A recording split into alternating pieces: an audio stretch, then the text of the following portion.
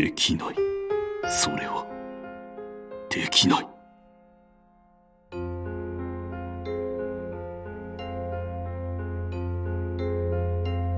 俺は彼らを犠牲にしたのだから。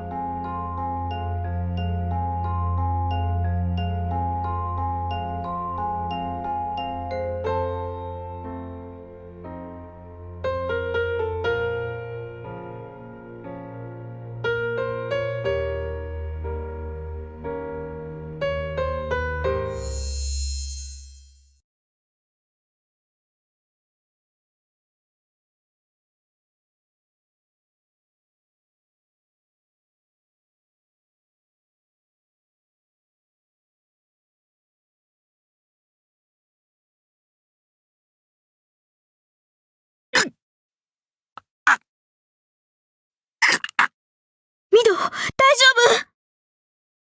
夫？落ち着いて、焦らなくていいの。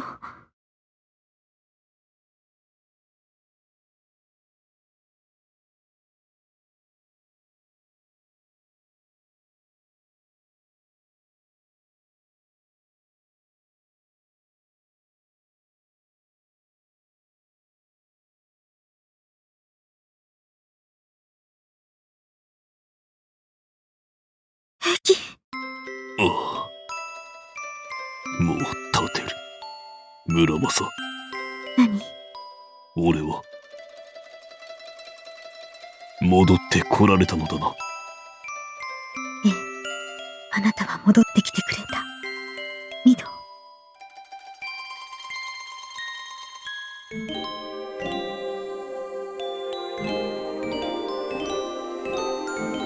村正、ありがとう。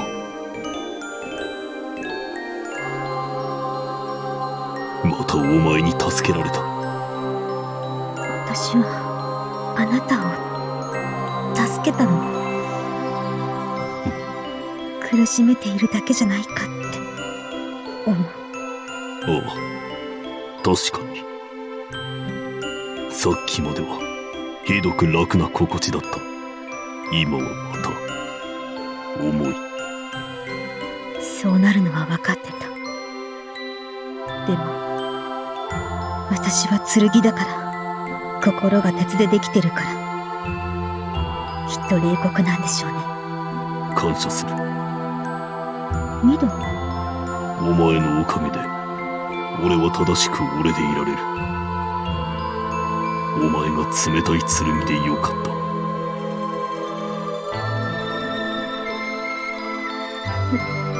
何よ、そんなこと言われたら、私どうしていいかわからなくなる。村正。ごめんなさい。私本当は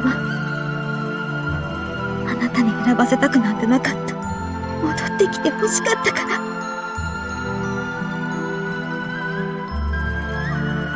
離れ離れでいたくなかった。本当はそれだけ責めてくれればいいのに。私はあなたが苦しむのを承知で、あなたを私のところに連れ戻したんだから。ごめんなさい。なぜ謝る？お前は正しいことをしてくれた。間違いなく感謝している。言わないで。言わないでよ。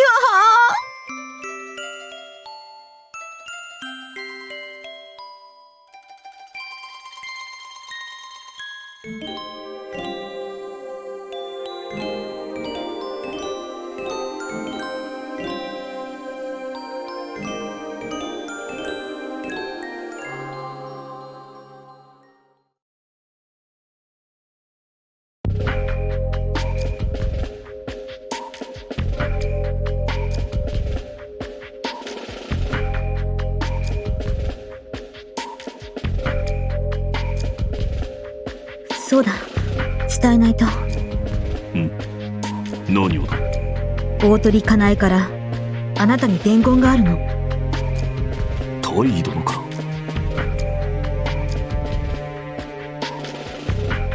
なんだか眉唾な話なんだけど、そのまま言うからね。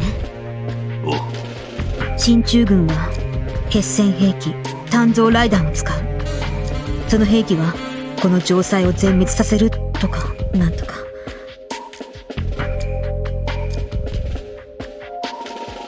御堂にはわかる？私には正直さっぱりなんだけど。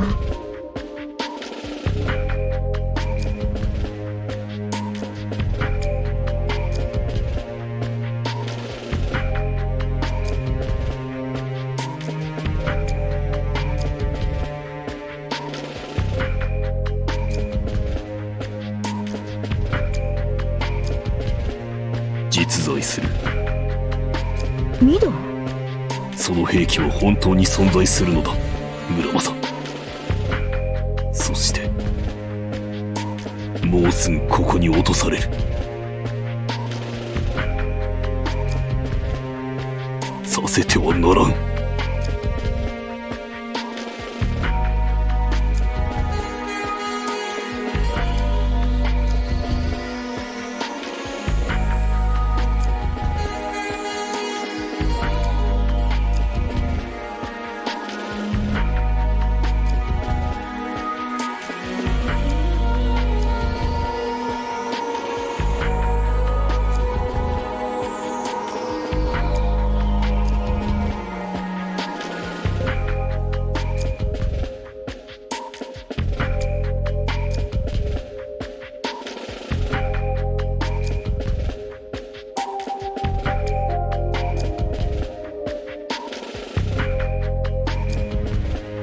御堂、伝言にはあと少し続きがあるの。実はこれもなんだか意味がよくわからないんだけど。言ってくれ。この作戦を防ぐには六原幕府を消滅させるしかない。それはどういう意味だ？わからないってば。あと鍵は足利四郎国氏ですって。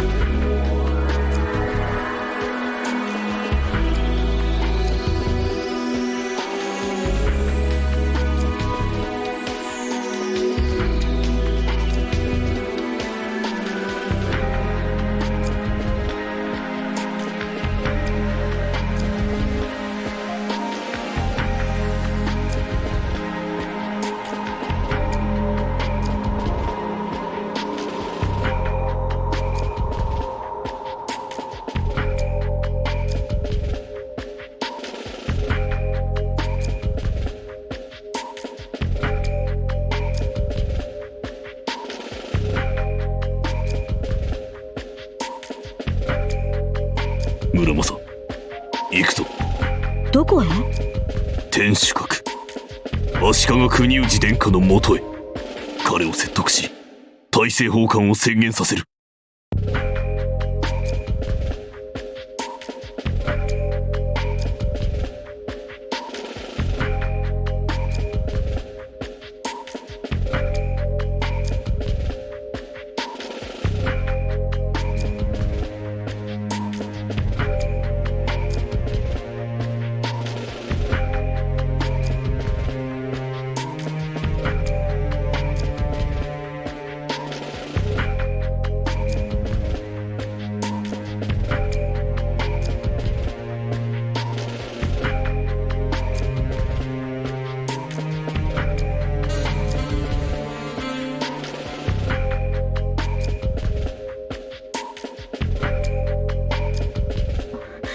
できるの？そんなこと。やってみなくてはわからん。考えた中ではこれが一番成功する望みがありそうだ。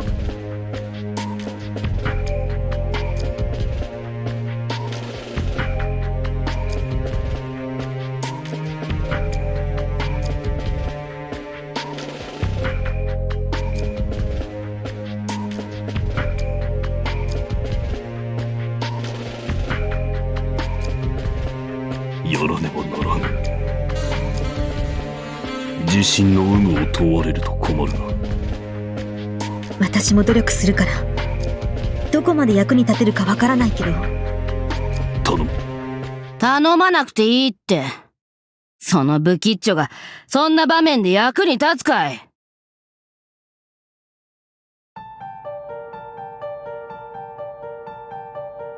ちゃちゃ丸。やってくれた。おめえ本当にやってくれやがったな。ラマサー。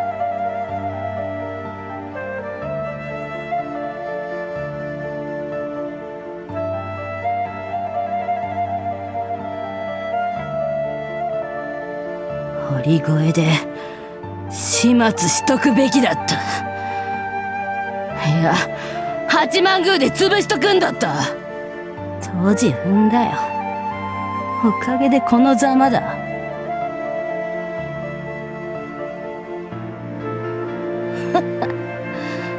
笑える。世話ねえや。余裕かましたあげく奪われてんだもんな。面白すぎるんだよてめえ。あなたが先に奪ったんでしょ。そうだよ。あてが先におめえから奪った。その時に全部奪っときゃよかったんだ。おめえの命なんてカスみてえなもん興味のかけらもねえってんでほっといたばっかりに。これだ。くそ、後悔なんて趣味じゃねえ。今からでもやってやる。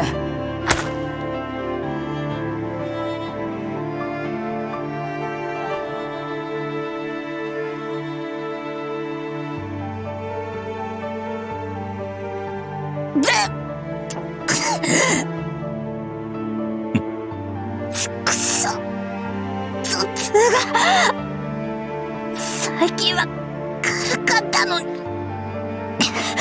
急に元に戻るとクソが響きやがる。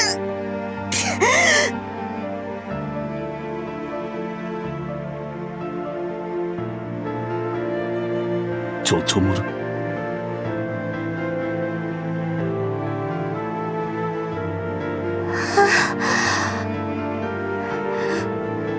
まだ名前で呼んでくれるんだ、お兄さん。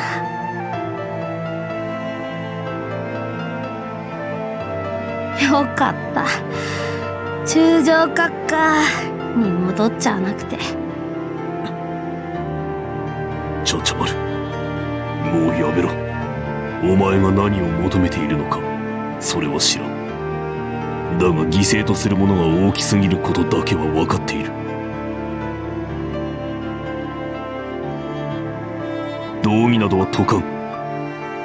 頼む、やめてほしい。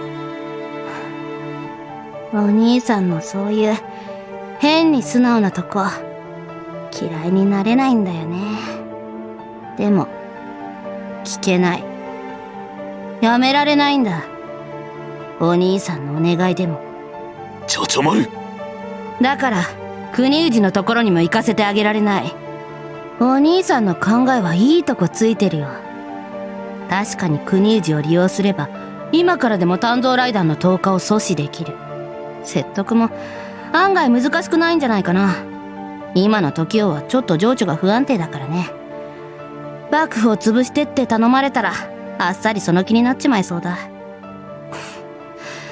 まさか同心坊主の悪趣味がこんなとこでたたるとはな。なぜわざわざ教えた？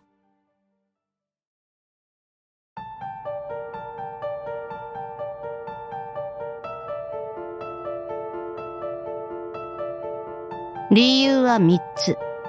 1つ、一応の備えはしてある。2つ、お兄さんは当てが止める。3つ、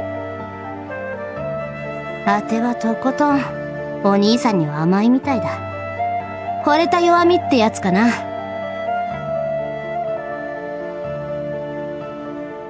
色男さんめ。ちゃちゃ丸、もう一度。ダメ。困らせないで。お兄さんには選択の余地があったみたいだけど、当てにはないんだから。ミド、行きましょう。村正。無理に戦う必要もない。走行して飛んでいけば済むことよ。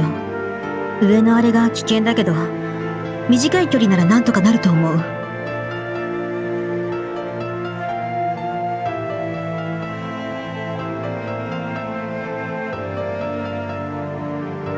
無能が。何よ。おめえの言うことに従ったら、お兄さんはあっさり当てに撃墜されてる。捨てを死なせる剣が無能でなくてなんだってんだ。あなたが飛べる可能性は計算のうちよ。でも所詮、武者とは機構性能が比較にならないもの。注意はいるけど、問題にすることもない。それがおめえの計算か。採点してやる。ま、10点だな。ちなみに1億点満点だぞ。かな。怒るな、村正。俺もお前の意見に問題点はないと判断している。お兄さんがわからないのは仕方ないさ。でも、そいつが未だに気づいてないってのは、どんなもんかね。何が言いたいのよ。いい加減分かれってのさ。当てが何なのか。そんなの分かってる。はあ？言ってみ。あなたは剣でしょ、ちゃちゃ丸。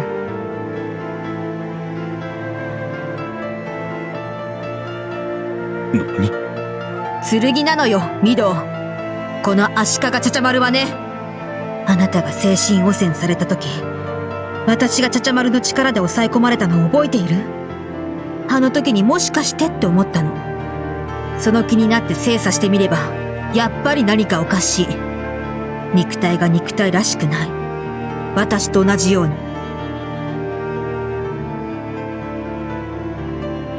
そう。私と同じ。人の形態を持つ剣なのよ、ちゃちゃ丸は。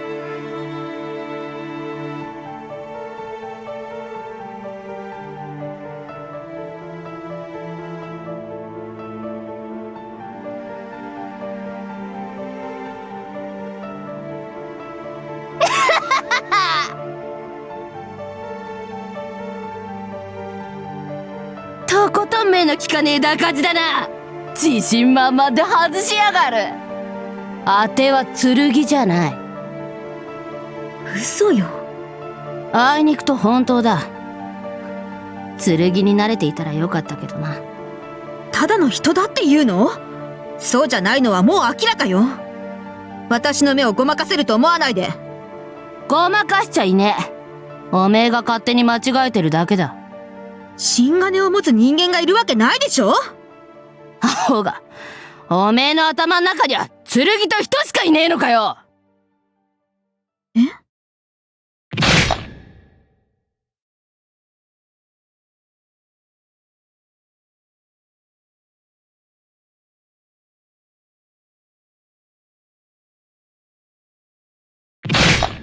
鋼鉄！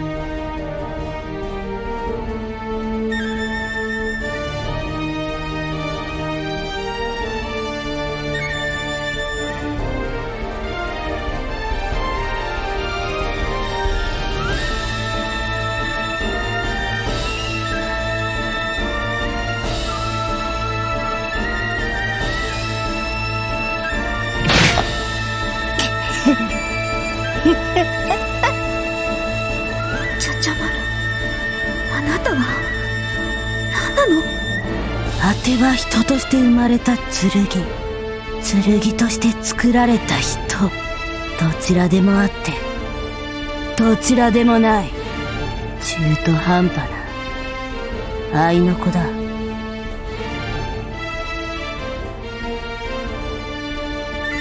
ちょちょまる、お前は。宇治には腐肉を、ハエにはクソを、モズにはカエルの串刺しを、今宵の虎鉄を血に飢えている。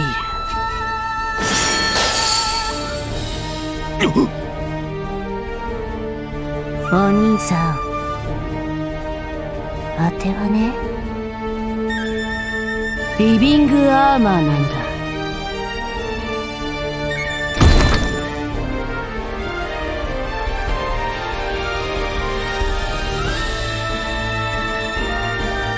あての父親は堀越久保足利盛政、母親は蝦夷の剣鍛冶、長袖入道虎鉄の命を受け継ぐ28代目沖永。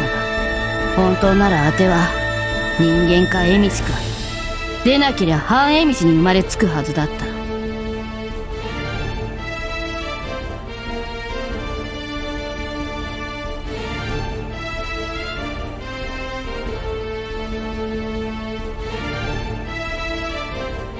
だがそうはならなかった。残念なことに、残念なことに。なぜ。いいのお兄さん。果ての身の上話なんか聞いてて急ぎの用事があるんじゃない？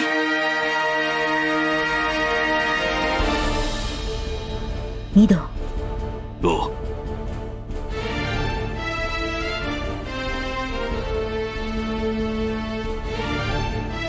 ちゃちゃまる、通してはくれないのだな。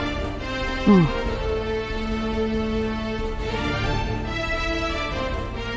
村正。ええ。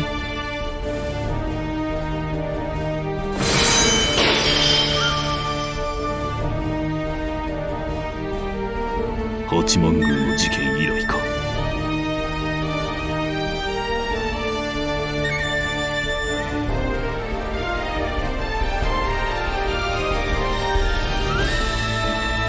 これは嫌いではない。そうね、私も。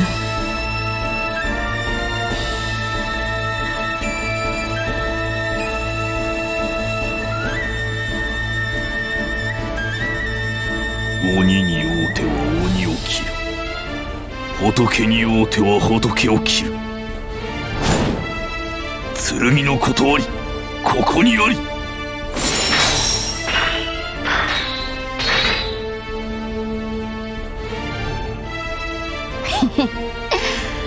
あてはお姫と違って愛情表現でぶん殴っちゃうような病気は抱えてないけど、やっぱり武人の端くれ。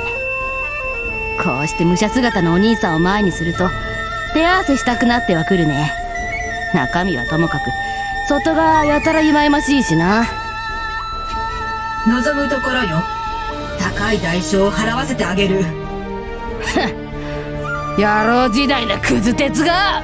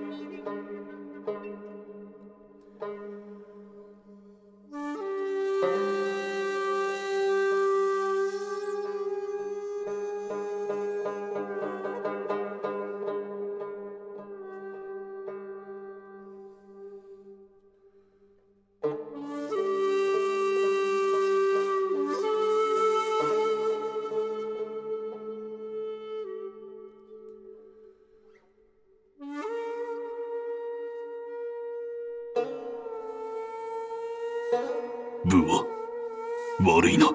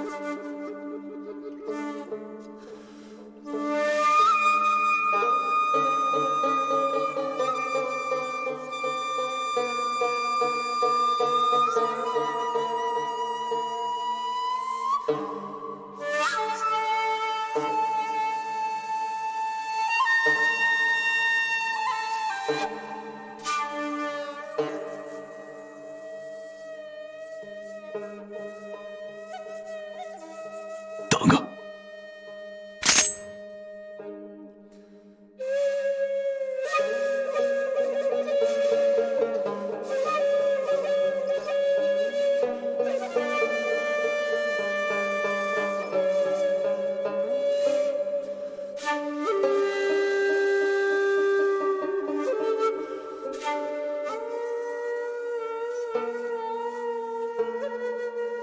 なるほどね。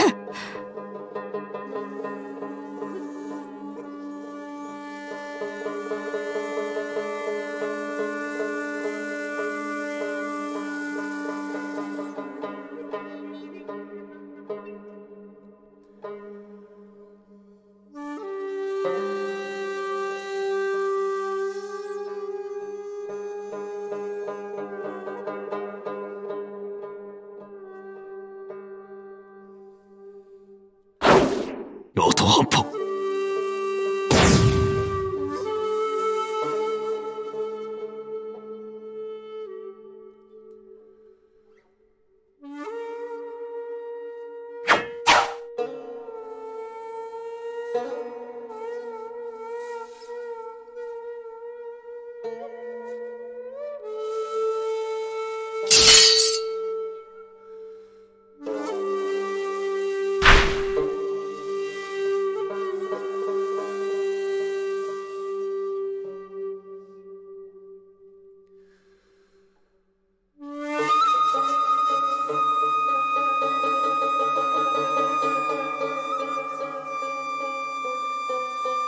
完璧に。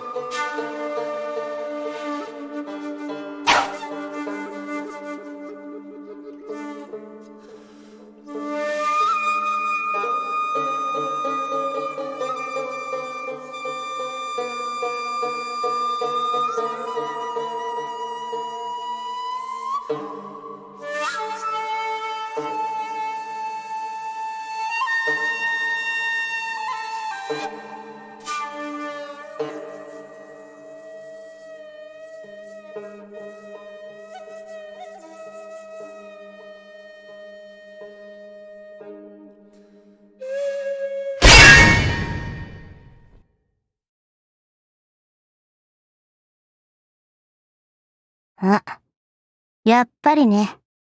そうすると思ったよ。お兄さん、優しいから。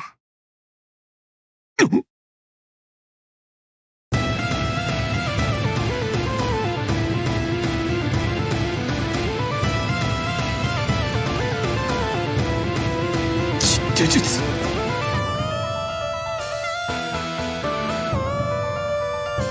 ライガー流ソードブレーカー、今開眼して今命令。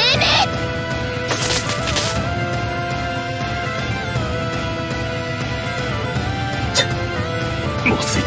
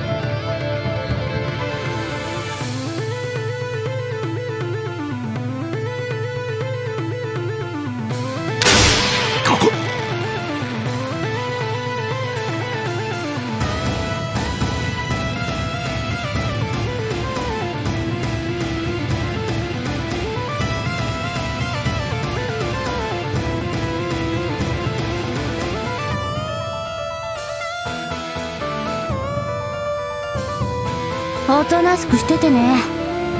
殺したくないって思ってるのはお兄さんだけじゃないんだ。暴れたらダメ。本当折れるよ。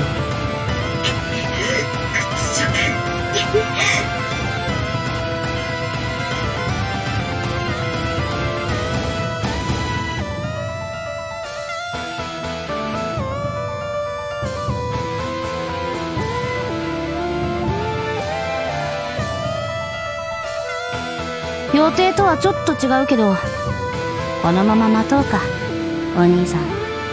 サブミッションを決められながら神の出現と世界の終わりを迎えるってのもなかなかオツなもんでしょ。そんなのをオツだとかシャレだとかいう文化はヤマト66種に存在しません、絶対に。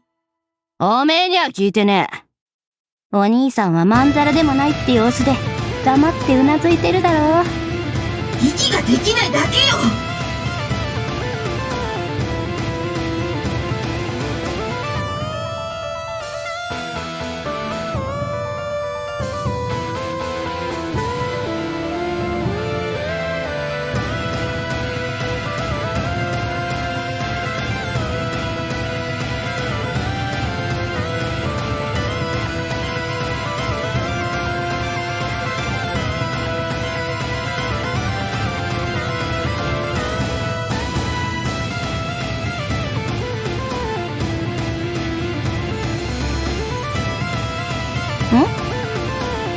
エンチャント。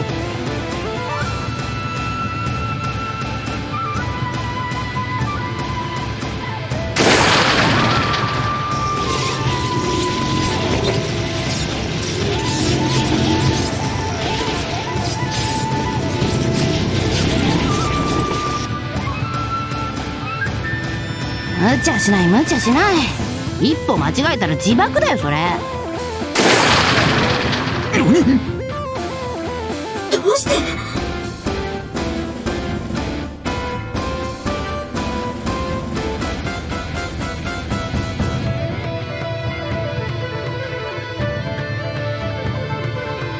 嘘よ。だってこの力は。ああそうだ、おめえの力だよ村正。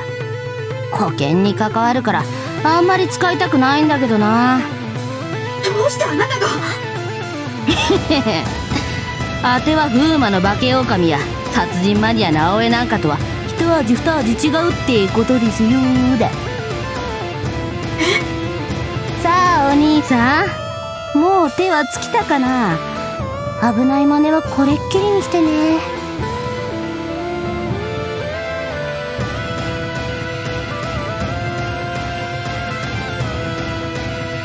どうする。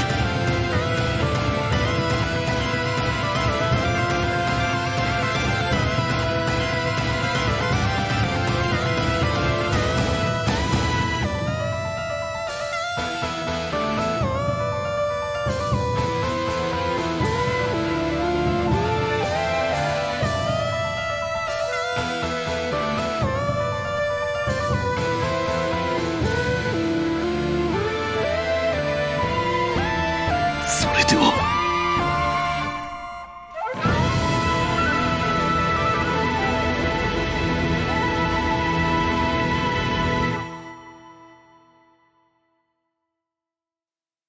村正。何か手立て。ああ、左腕の鋼鉄を外せ。部分助走だ。できるだろう。できるけど、でもそんなことをしたら。脱出できる。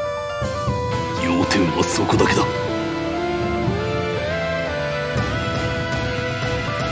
今はそれだけでいい。分かった。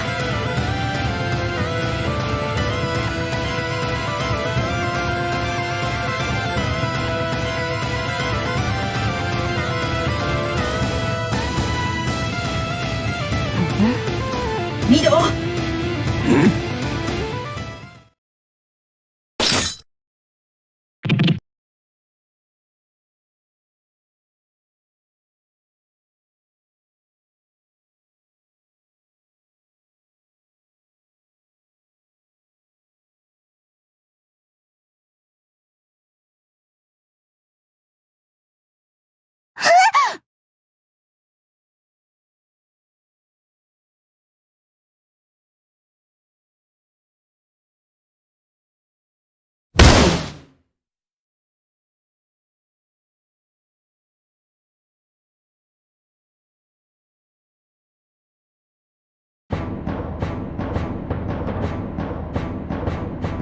待って。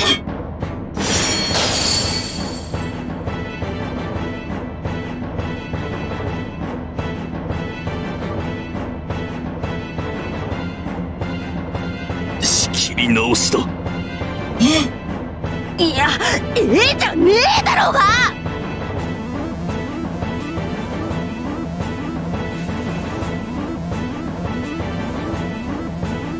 てめえ村正、捨ての体を壊してどうする。命令されたってやらねえだろ普通。それでも剣か。剣よ。私は御堂の保護者じゃない。戦って勝つための相棒なの。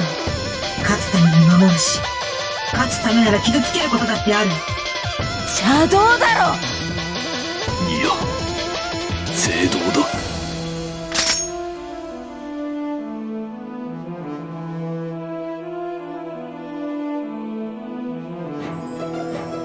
俺の剣はそれで正しい。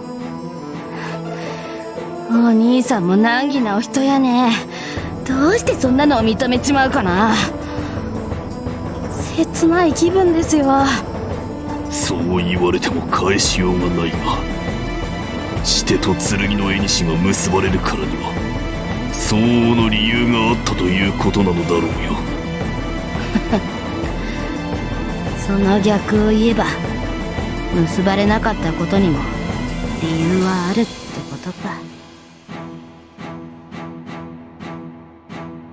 どうしたもんかな。剣はイカれてるし、お兄さんは頑固者。これじゃその気がなくたって命の取り合いになっちまうね。それを言いとうなら道を開けてくれ。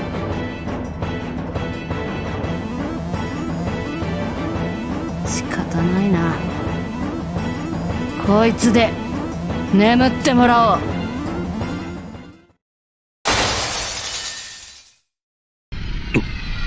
御堂、鉄器の熱量が変動してる。これはしのぎか。おそらく。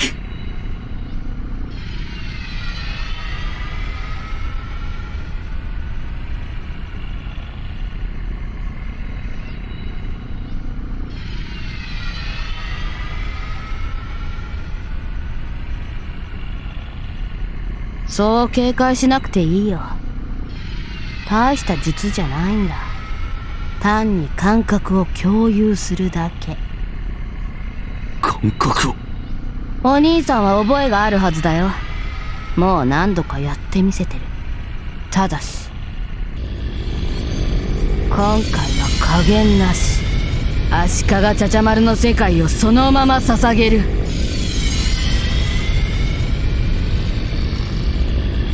くよ。キャッスル・オブ・ハウリング。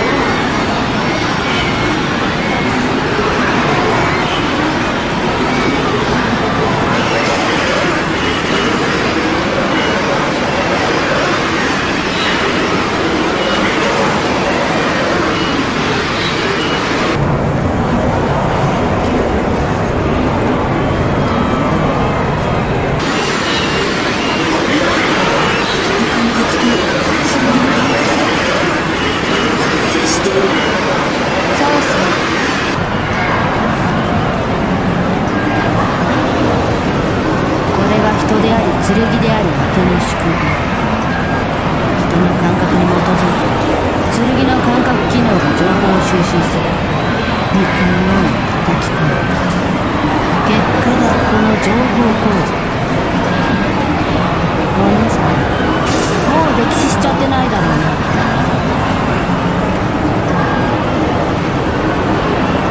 まだあるよ。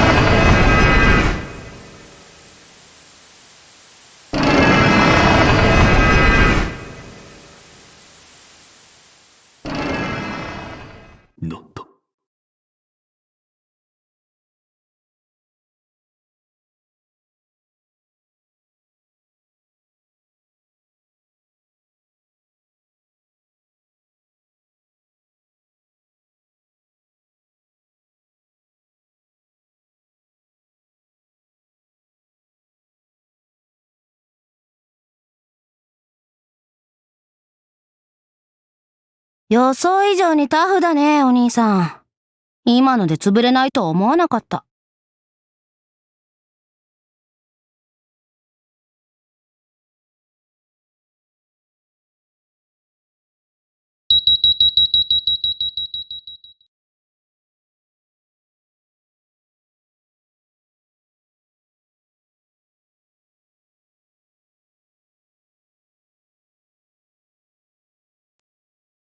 ちょちょ丸。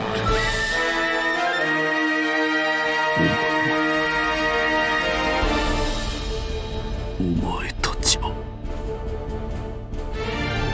あれを地上に引き出そうというのか。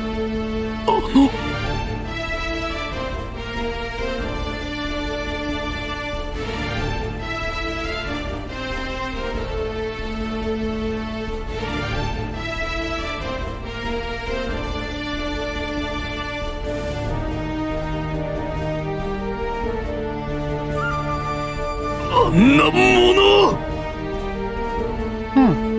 あの塊を引っ張り出す。そうしないとあいつは黙らねえ。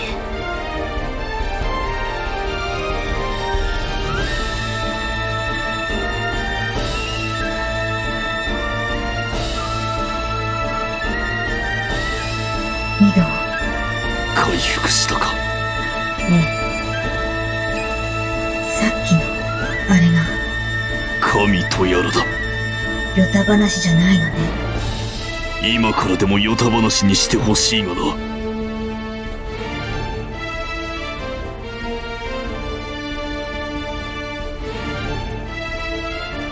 あんなものを自由にするわけにはいかない。罰当たりなこと言うんじゃねえよ。ありゃおめえらの神様だろうが。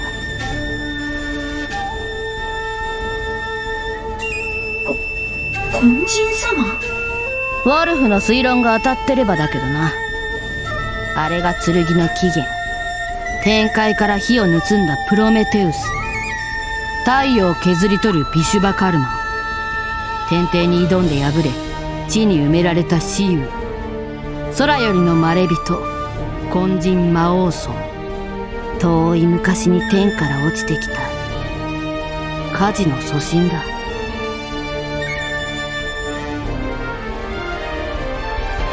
そうだとしても、崇めはしたってこの写し世に連れてこようなんて考えるもんですか。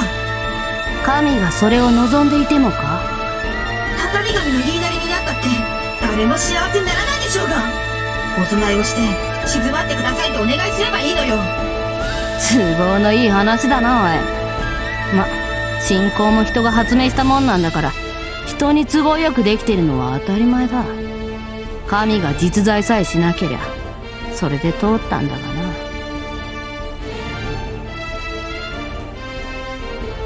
な。あれにはお祈りを聞く耳もなけりゃ供物を食う口もない。沈める方法なんて一つきり。望む通りにしてやるしかねえんだよ。ちょちょ丸。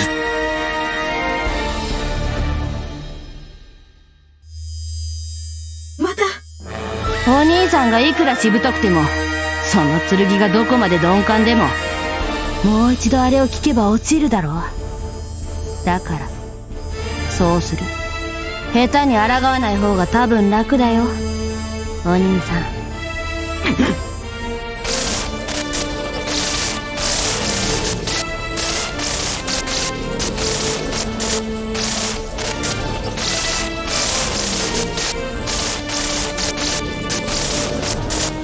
ミド。レールガンやれんな村正。了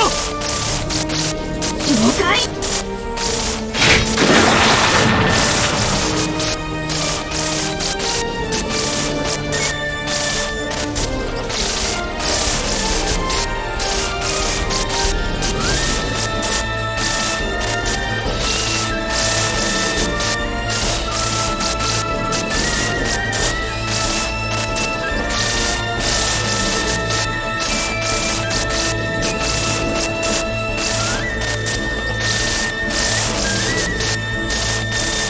そう来るか。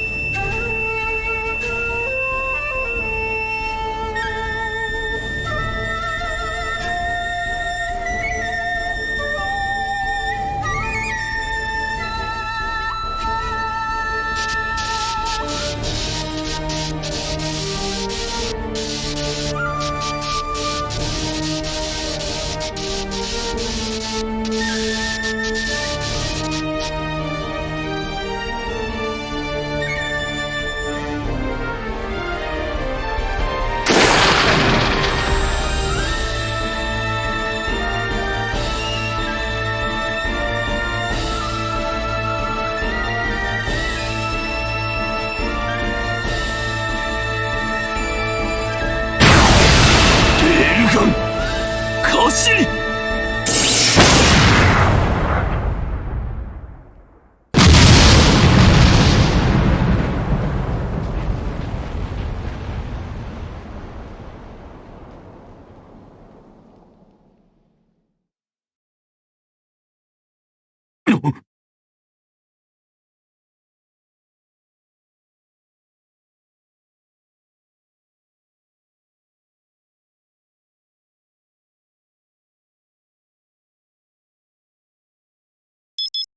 あそこ。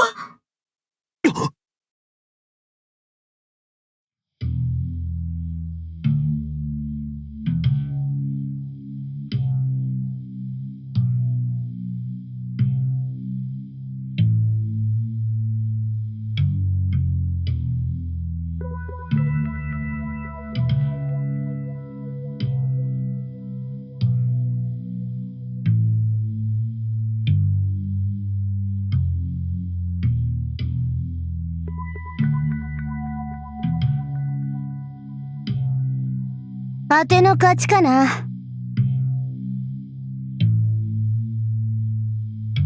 悪知恵勝負じゃ分が悪かったね、お兄さん。こちとら堀越久保足利ちゃちゃ丸。裏技はお手の物ですよ。じゃ。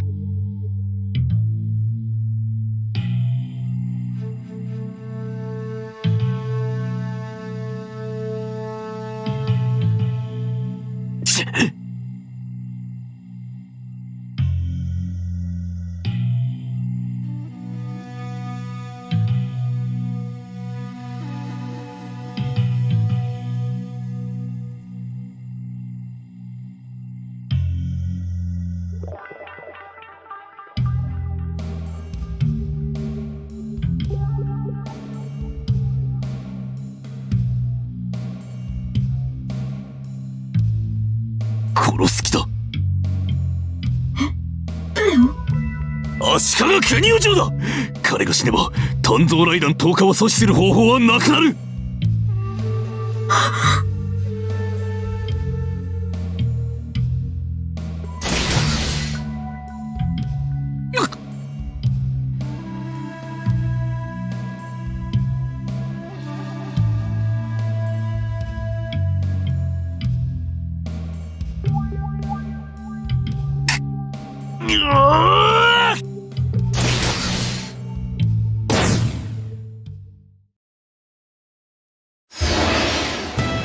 吉野恩流合戦霊砲鉄血。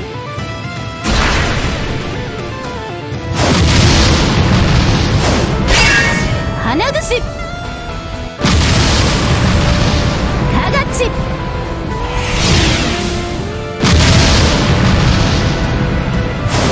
釈唱。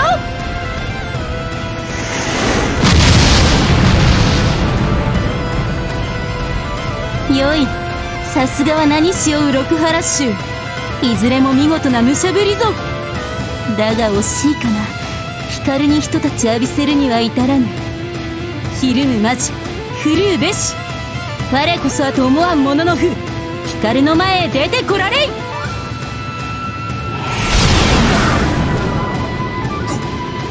こんなことがあっていいのか。これだけの数でかかって傷の一つもつけられんとは。銀星号だが囲い込みや足は止めた。予定通りに。僕は準備完了。よーし来て。落ちろ化け物。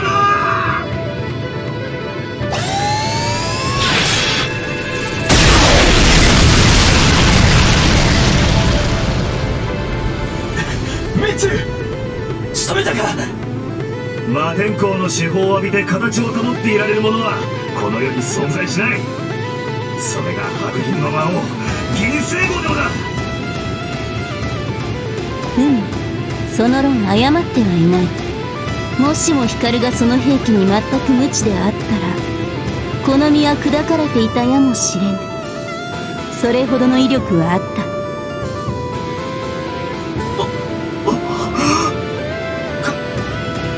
片手で受け止めた？光は江ノ島で同じものを賞味しているのでな。あれが波を飛ばす兵器であることも、波を打ち消すにはどのような技が適するのかも心得ている。光に打撃を届かせた武略は一流であった。しかしあと一つ、運が不足していたか。どうしろってんだ。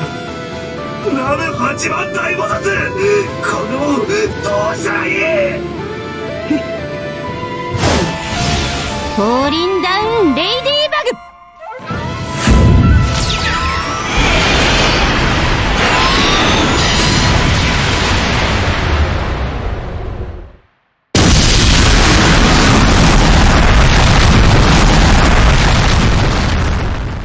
マテンコー！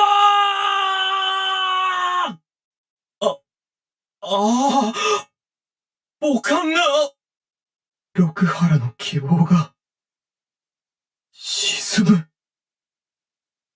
嘘だろ？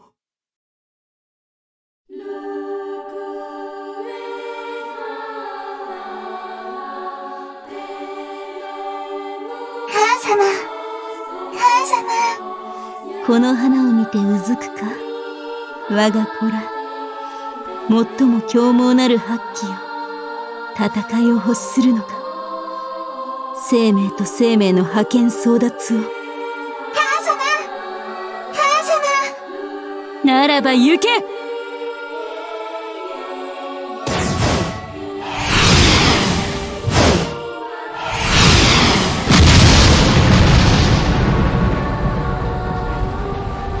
八番大菩薩、これが六原の定めなのか。力で時代を制覇した我々がさらに上回る力で虫けらのように。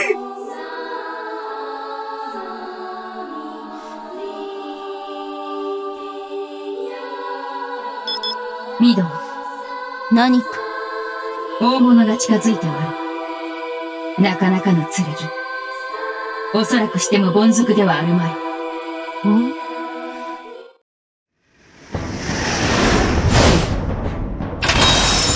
六原古学坊にして大和竜軍中将を拝命する遊佐同心入道。白銀の流星現ると聞き及び、年がいもなくしゃしゃり出てまいった。名高き古賀中将殿か。これはこの光、不覚にも見誤った。おお、何者と思われたか。老体と見えて敏速なる気候。かの交換将に違いあるまいと見定めたのだが。これはしたり、これはしたり。よもや銀星号殿に世辞を言っていただけるとは思わなんだ。光は世辞を好まぬ。円滑な人間関係の構築のため必要な場合もあろうが、今がそうだとは思っていないぞ。申されまい申されまい。この生臭坊主、人から褒められることには不慣れでござるゆえ、恥ずかしゅうて図体の置きどころがなくなり申す。されば重ねては言うまいが、して古賀中将殿、御用の向きは。まずは問答を一つ願おうかの。人の姿をした災いと呼ばれ、まさに大災禍を天地に振りまいておられる銀星号殿。貴殿の望みは那辺にありや。その問いならば答えは安い。天下不武。おお、武をもって天下の主となるが望みでござるか。しかり、正しき武の法を天下に敷く。その法にのっとり、万人と武を競い、頂へ至るが光の望むところ。正しき武の法とは、殺法、司法、強法、祝法。相手を求め、戦い、勝ち、殺す。相手を求め、戦い、敗れ、死す。しかして競い合い、最強の一者を決する。正しい。グーの音も出ぬわ。それこそ武の、武器の、武人の、正当にして真実であることを誰がどうして否定できようか。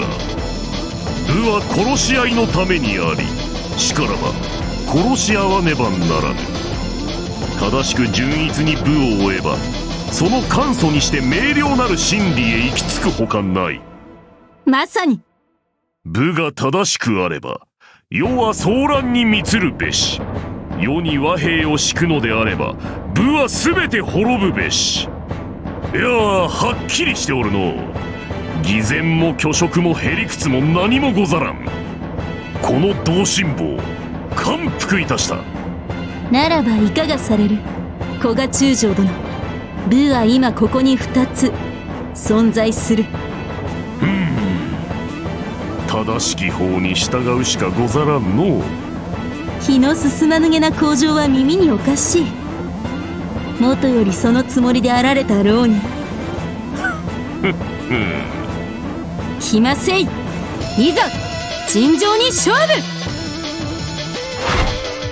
さて、どうもこの姫予想以上、悪徳大使同心棒もようやく年貢の納め時か。しかし納め時に踏み倒してこそバサラ者の面目役所というものよ。やってくれねばなるまいて。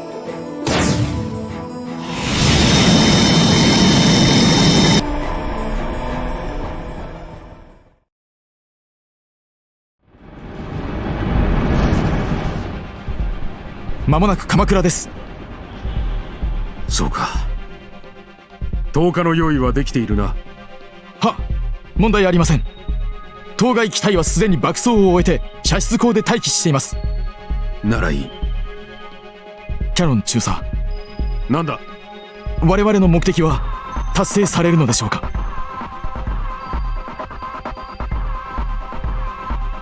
ああ、やるさ。ガーゲット注意。ヤマトを取り、女王と戦い、故郷を解放する。あの広大な大陸で待つ同胞たちのために。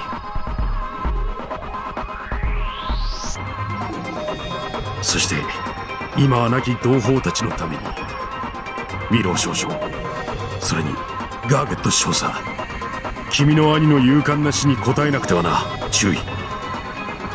はい。なんだあれは。中佐殿、何か。地上の様子が変だ。あれは友軍か。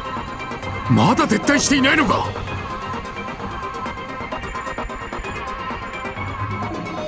注意。地上と連絡を取れ。至急だ。はっ。中佐殿、どうだ。不堕落城周辺は混乱しています。あのシルバーが出現したらしく。なんだと。その影響で我が軍の撤退は完了しておりません。銀星号が原因と思われる狂乱状態の渦中に巻き込まれています。何を迷うのだね、キャノン中佐。教授。さあ、鍛造雷弾を投下する時だ。発令したまえ。スラップスティックコメディをやる気はありませんよ。僕にもないね。味方の頭の上に爆弾を落とせと。必要な犠牲だ。必要と言い切るには異論が足りていないと思いますが。そうかな。試してみようか。今鍛造雷弾を使えば六原を撃滅できる。大和の民は我々に衣服し、我々は大英連邦に挑む足場を獲得する。今が好機。次の機会はいつやってくるかわからない。さて、論議の余地があるかな。中佐、するべきことは分かっているはずだよ。無駄な時間を費やすのは予想じゃないか。私はあなたと違って凡人なんです。そう簡単には真実とそうでないものを割り切れませんよ。普段なら悩むのもいい。納得のいく結論が出るまで考え抜くのもいい。しかし今は決断の時なのだ。軍人ならわかるだろあいにく戦場で味方を爆撃してでも目的達成に固執するべきなのかという問題に取り組むのはこれが初めてでして。地上に我々の味方などいない。あれは連盟軍、大英連邦の手先だよ。そうではないか？その中に同胞もいるんですよ。必要な犠牲だ。わからないのか君ほどの男が。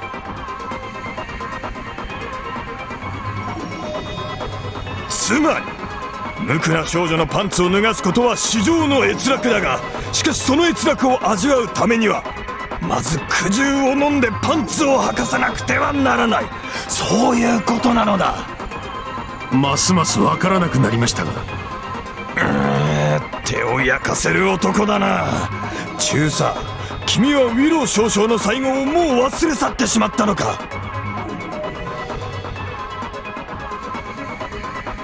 彼の遺言を忘れたのか？君に頼むとそう言っただろう。彼の悲願を踏みにじるつもりかね？ウォルフ教授、さあ君のなすべきことは一つだけだ。直ちに命令を下すのだよ。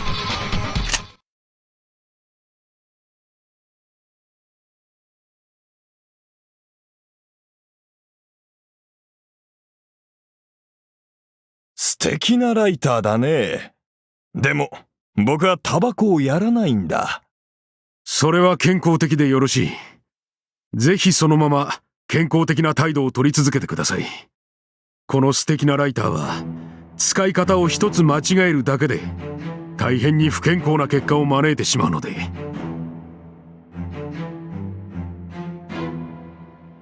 どうしても、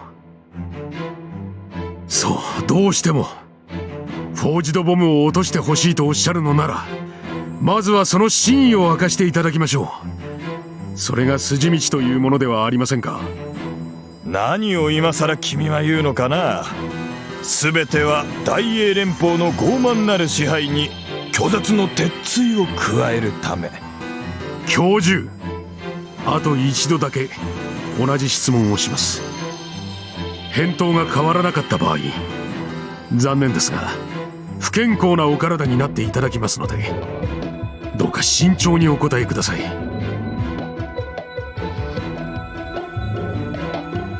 あなたはフォージドボムの使用にこだわってきた。そう、勝利ではない、戦果ではない、政治的意義ではない。ただボムを不堕落に投下するというその行為にのみ執心していた。そのために我々に近づいた。キャノン君、どうも誤解が。ウォルフ教授、覚えてらっしゃいますか？開戦前の横浜での会話を。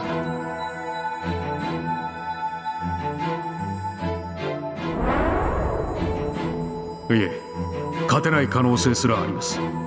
負けるとまでは言わずとも、こちらが起とする敵軍主力の早期撃滅を果たせない恐れがあります。苦戦すると？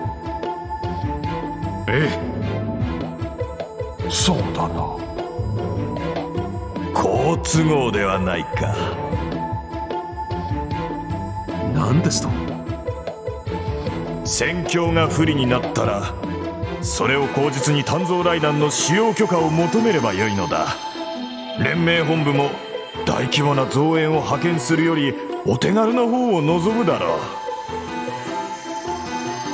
教授、少し無謀が過ぎませんか？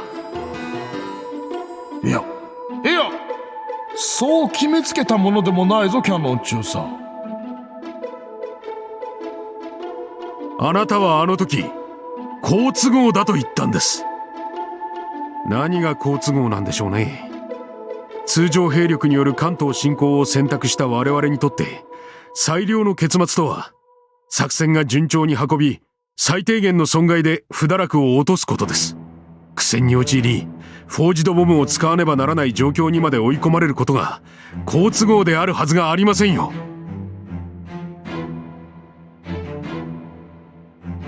好都合なのはあなた個人だ。そうなんでしょう、教授。どんな理由でかフォージドボムを絶対に使わなくてはならないあなたにとっては我々の苦戦こそ望ましい。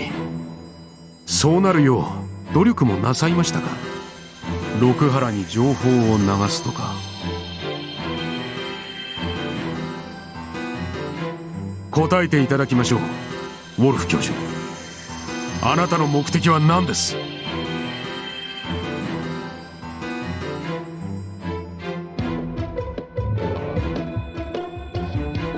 最後の審判を仰ぐためですよ、キャノン中佐。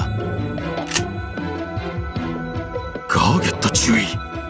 うかつな真似はなさらないでください。召喚のライターも不健康な代物です。君はウォルフ教授の仲間なのか？ええ。真実を求める同志といったところかな。それは違いますよ、召喚は。俺はもう単に疲れたんです。疲れたんですよ、キャノン中佐。注意。ヤマトを占領してどうなるんです？次は大英連邦を相手に果てしない戦争をやるんでしょう。いつ終わるかわからない、勝てるかどうかもわからない戦争。もううんざりなんですよ。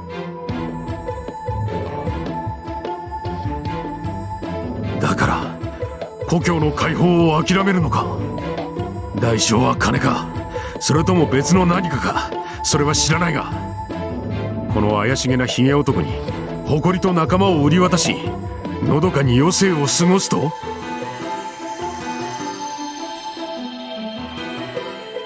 あのジョージの弟だ。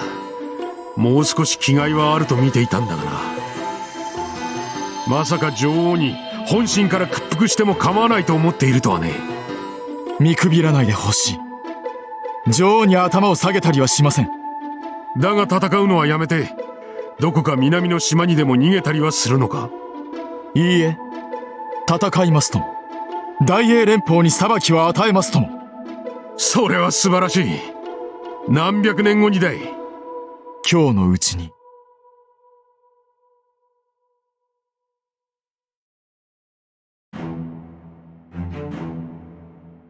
最後の審判とか言ったな。ええ。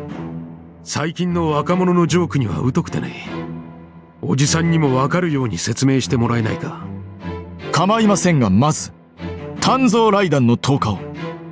ご明察の通り、我々はそれを求めているのです。自分でやったらどうだ？見たところ上官の頭に銃を押し付ける遊びで忙しいようだが、実は俺も学術顧問を相手に同じ遊びの最中でね。中佐、神を呼ぶのだよ。教授、何と言われました？神を呼ぶのだ、我々の世界に。神の前ではあらゆる虚偽が剥ぎ取られる。人類はその罪を、業を、全ての真実をさらけ出し、正にせよ負にせよ価値を定められることになるだろう。私の知っている神様というやつは怠け者で、なかなか人間の前には姿を見せてくださらないはずなんですがね。神はこの数千年地底の寝室で寝てばかりだ。高いびきでね。神を大いなる父として崇め立て祭りたい我々にとってあまり理想的なお姿とは言えない。そろそろシャキッとしていただこうと思うのだ。まずは寝床から叩き起こし、外に出て日光を浴びてもらわねば。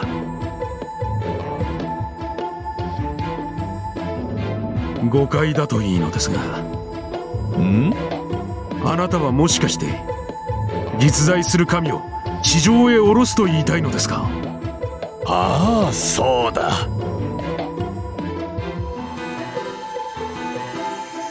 そのために鍛造雷弾という特大の鐘を打ち鳴らすのだよ。申し訳ありませんが教授、全く理解できません。人知の理解を超えるところにも真実はある。そういうことだ。神秘主義者の常套句ですな。その一言で思考停止するべきではない。君は考え、そして認めた方がいい。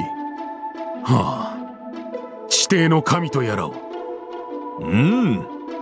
君はずっと見過ごしていたガーゲット中尉の配信を今ようやく事実として認めているだろう。それと同じことさ。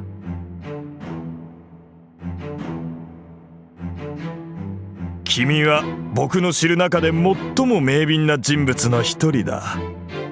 ハイドリヒ君を思い出すよ。しかし完璧な知性の所有者ではない。かの SS 大将ラインハルト・ハイドリヒもやはり完璧ではなくテロに倒れたように。何がおっしゃりたいので？君が気づいていない真実についてさ。ガーゲット中尉だけだと思うかね？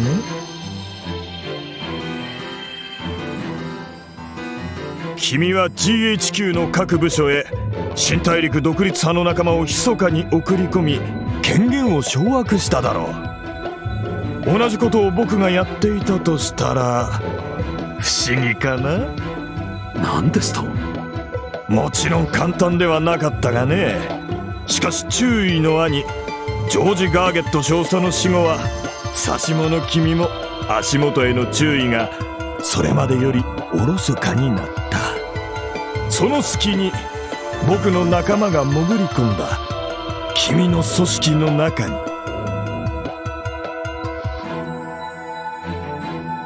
決して多数ではないが必要な時に必要な働きができる程度の数はいる。この船の中にも今この時必要な間だけ船の機能を奪い取れる程度の数は。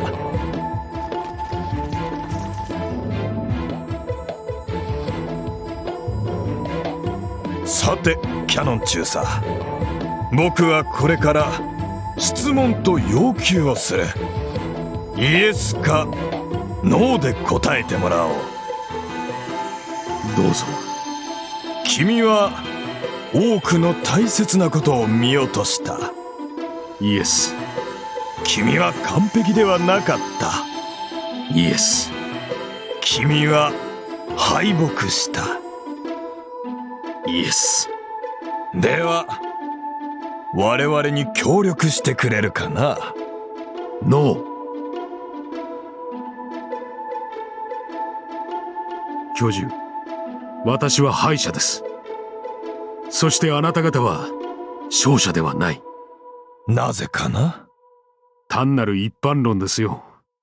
神に祈る者、神を敬う者、神を知らぬ者、神を罵る者が勝者になった例はある。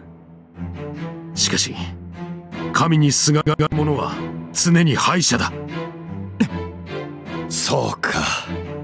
ウォルフ教授、私からも最後に一つ構いませんか？これまでずっと言いたくてたまらなかったことがあって。なんだい？この狂人が。いや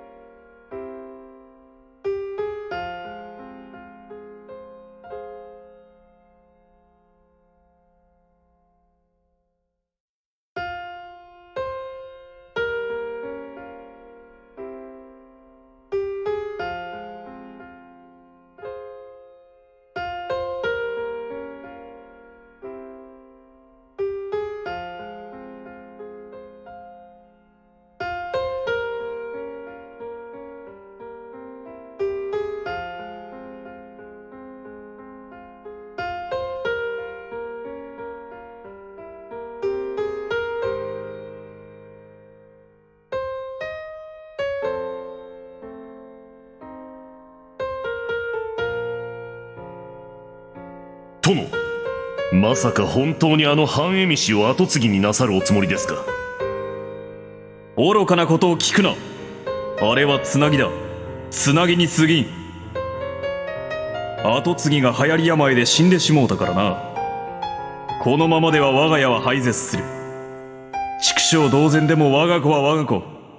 手元に置く必要があったのだ。そこまで焦らずとも。たわけ！あの忌々しい森氏めが虎視眈々とわしの隙を伺っておることを忘れたと申すか。堀越家に子が絶えたのは奴にすれば格好の攻撃材料よ。次男坊あたりを養子に押し込んで聞かねえ。は、確かに。そんな理由でもなくばわしとてあんな妙なガキを引き取るものか。あれは出生からしておかしいのだ。気まぐれで手をつけた虎鉄の助門主がはらみ寄ったので、面倒が生じる前に我が身を鍛造して剣になれと命じたのだがな。どうしたわけか。できたのは赤子。恵美氏どもはそれを28代目虎鉄入道沖永だと剣だと言い張ってよこしてきたが、まったく気味の悪い話よ。それで辺境の村に追いやられたので。事情も話さず押し付けてきたのだ。粗略にされてすぐに死ぬだろうと思っておった。それが3年経って念のために調べてみれば、何の悪運かしぶとく生き延びておる。鬱陶しくなって刺客を放ったのだが、これが子孫じてな。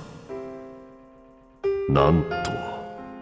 あのガキ、生まれが生まれだけに怪しい力でもあるのかもしれん。わしの種からそんな魔物ができたかと思うと心地が悪くてたまらぬが。しかし殿、それは今にして思えば幸いでございましたな。殺し損ねたからこそお家を救う役に立てられるわけで。うん。だがあくまでつなぎ。次の子が生まれたらあれは今度こそ始末せねば。はっ。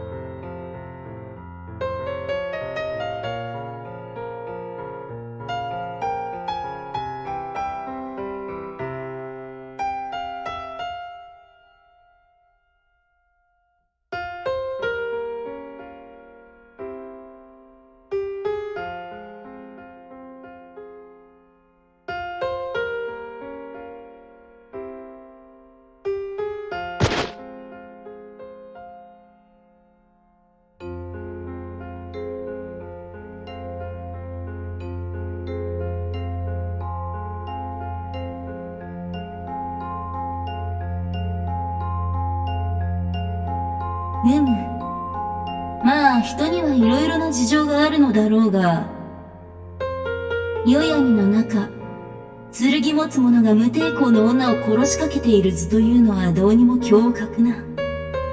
武者よ、そんな無粋な遊びはやめて俺の相手を一差し務めてみてはどうか。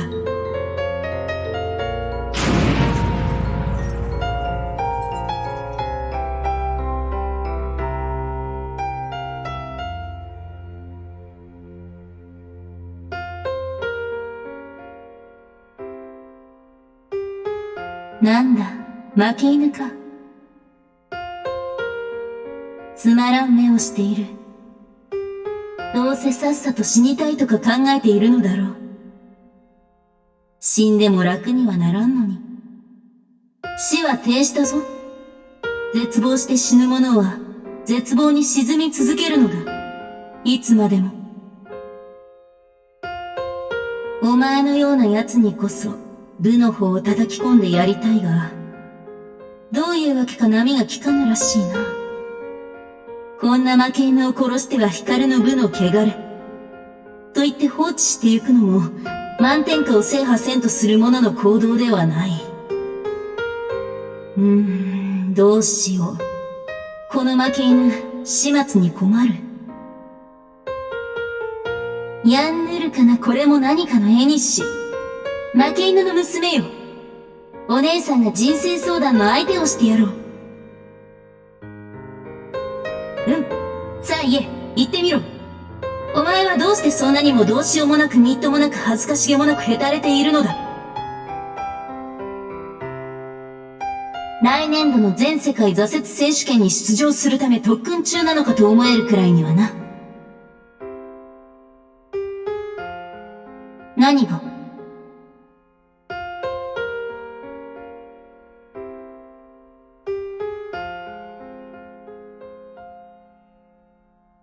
すまない。綺麗さっぱり全然わからん。だがそれは耳栓とかでなんとかならないものなのか？医者でもダメか？耳鼻科とか、あと考えなしに人に勧めると侮辱と受け止められてしまうことが多いので注意が必要な病院とか。なるほど、厄介だな。しかしそれなら元を立てばよいだろう。何か知らぬが、お前の耳元で騒いでいる奴らがいるわけだ。そいつらを全員抹殺すれば静かになる理屈ではないか？なぜ？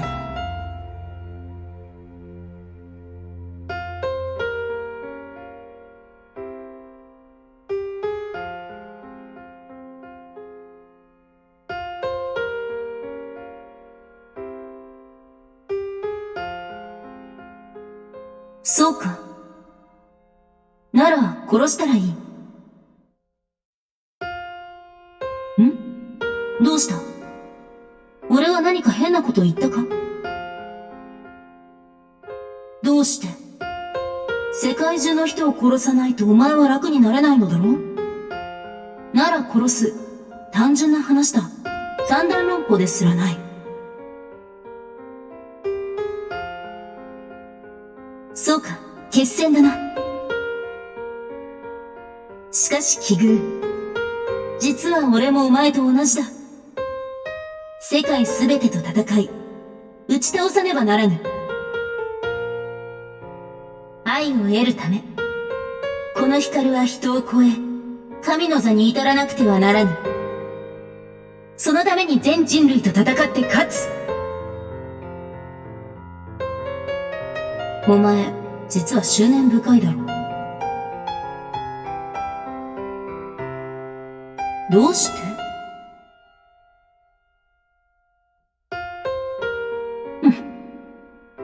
逆に俺が聞こう。どうして世界とは戦えない？だって？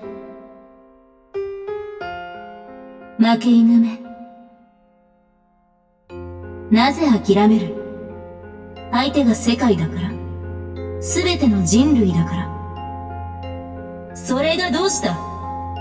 そちらが全世界全人類なら、俺は一個の港光だ。対等の勝負を挑んでいけない理由があるか？戦う前から降伏して、望みを諦めなくてはならない理由があるか？一つだけ教えてやろう。とても簡単なことだ。戦うことは誰にでもできる。敵がどれほど強く大きくともだ。勝ち負けや優劣は知らぬ。ただ戦うことは必ずできる。その意志があれば。この理屈がわからんなら、お前は骨の髄から負け犬だ。手の施しようもないな。だが、本当にわからんか？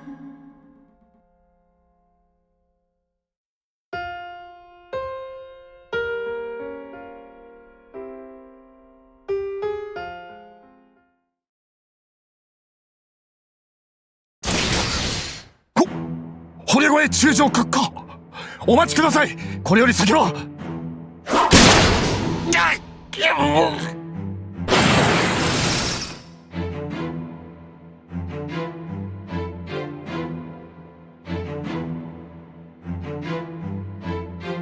の上か。ちゃちゃ丸？ライチョウ。こんなところで何やってるの？軍は？それどころじゃねえだろ。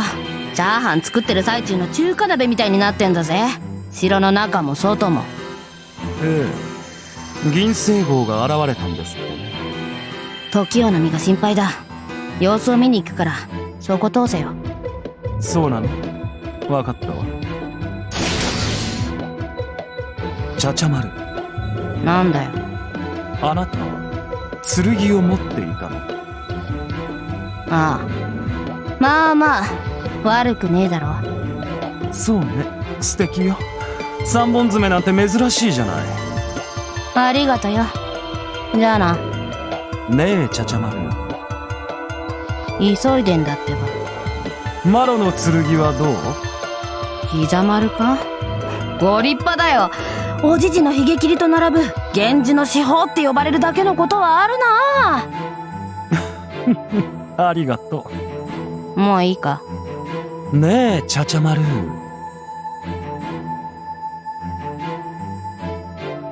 あなたは知っていたかしら？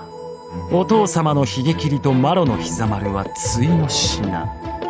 片方が傷を負うともう片方は同じ場所にあざが現れるのよ。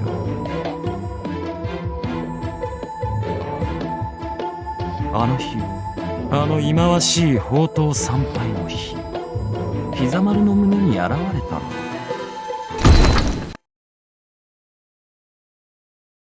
この三本爪の傷跡がね。ちゃちゃ丸。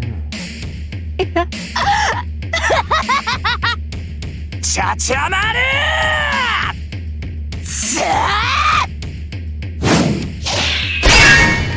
こんなものでこの今川内町を倒せると思うか！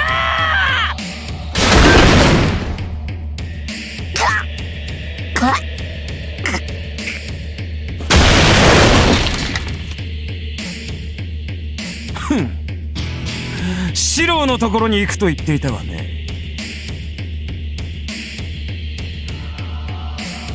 謀反人、お父様の次は四郎ということ？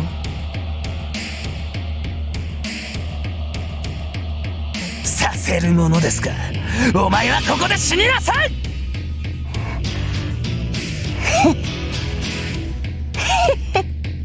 何がおかしいの？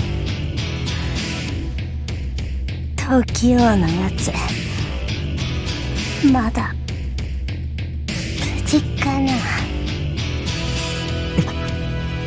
本当は当てが行くまでもない。もう終わってるはずだ。力じゃ勝負にもならねえけどよ、ライチは性根の悪さはやっぱ当ての勝ちだ。お前何？縁結びかな。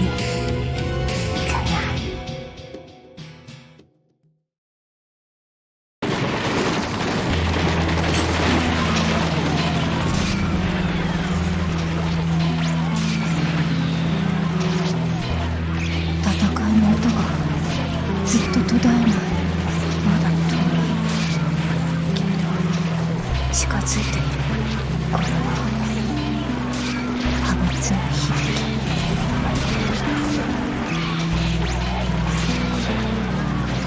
いるのか、六原がおじい様の作った六原が。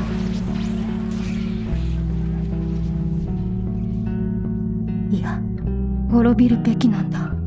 六原は悪しきものだ。この毒も滅びればいい。なんだお前は。誰の許しを得てここへ来た？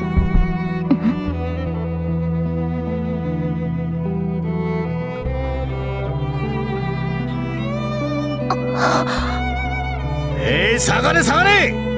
逆賊の娘風情が殿下の御前を汚しおって。下がらぬとあらば切って捨てるぞ。待て、構わぬ。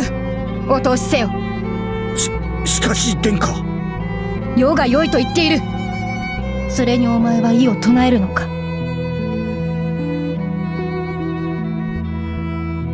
皆下がれ。世が呼ぶまでは戻るでない。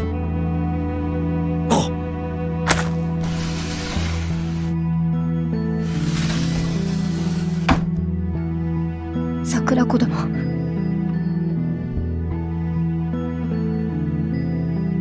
桜子殿、今日は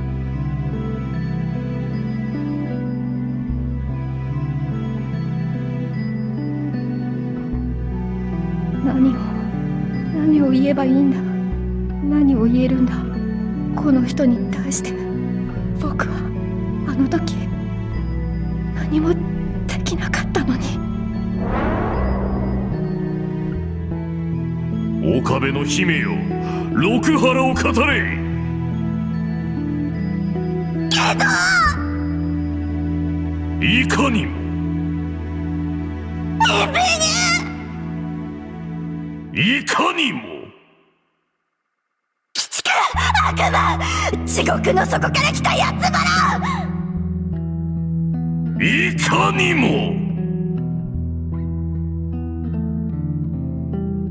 何も言えない。言えるわけがない。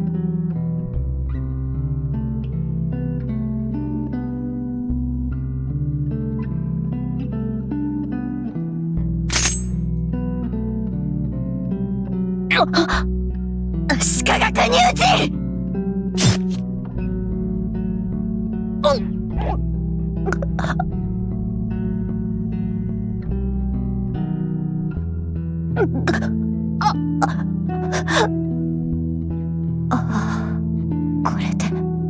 これでいい。これでいいんだ。まだよ。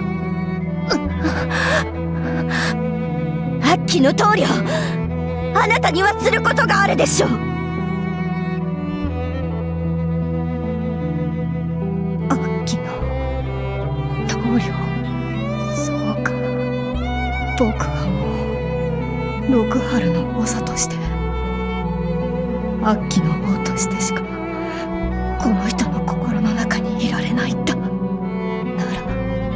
ちゃんと僕はアッキの王を。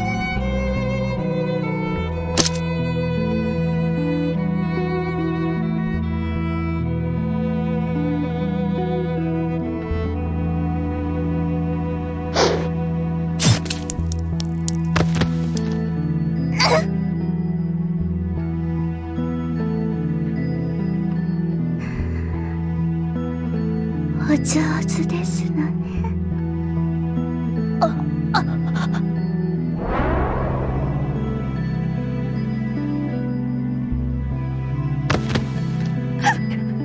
桜子。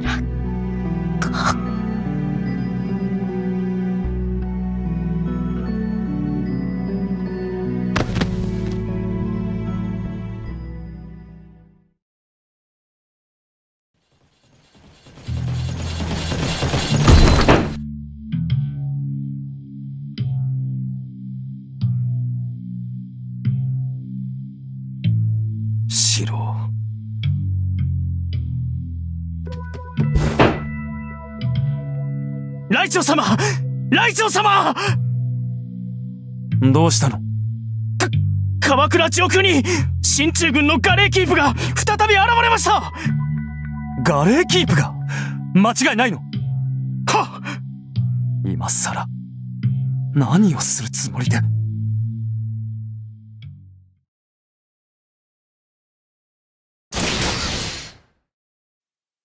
ミド、あれ？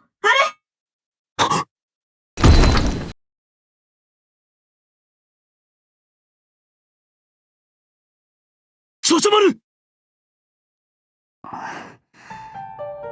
いや、早いね、お兄さん。もうちょっとかかるかと思ったんだけど。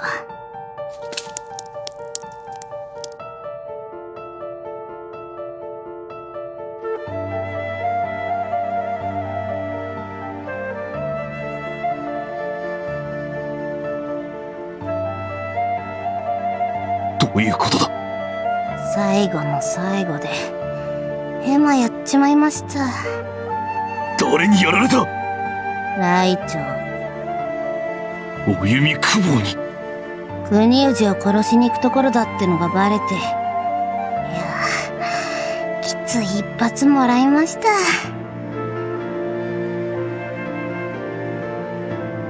ほんとバカみてえ。いらんことして地雷踏んで想定外のアクシデントが多かったから、念には念をのつもりだったんだけど、裏目に出たな。本当は陰謀ってのにとことん向いてなかったのかもね。向いていなかったのだ。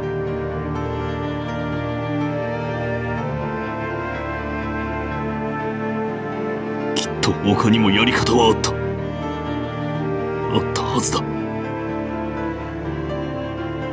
あったのかな。例えばお兄さんに一緒にいてほしいって思ったなら、力ずくで洗脳なんかしなくても、こうして一緒にいてってお願いすればよかったのかな。そうしたら聞いてくれた？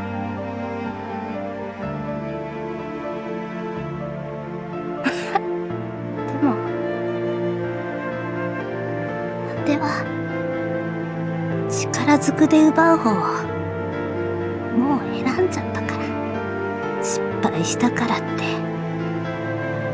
今さらお願いなんかしないもんね。ちゃちゃまる来るよ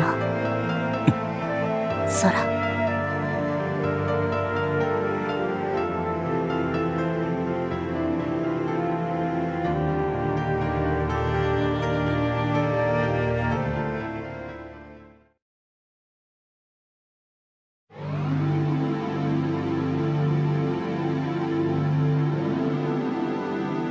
良き敵であったな。胴たぬき正君か。歴史に名を残しただけのことはあ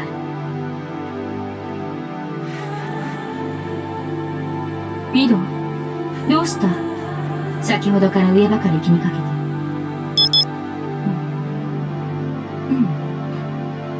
何かちょろちょろしておるな。あれが気に障るのか？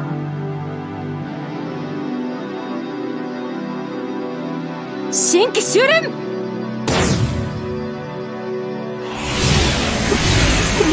何をする？備えろ村正。なんだか知らんが恐ろしく忌まわしいものがやってくる。何？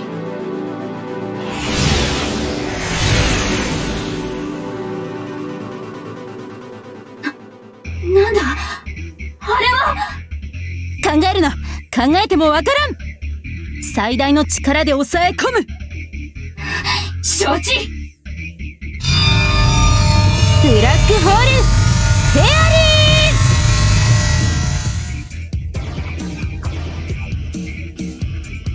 ーズ。嘘。八幡宮で見せた。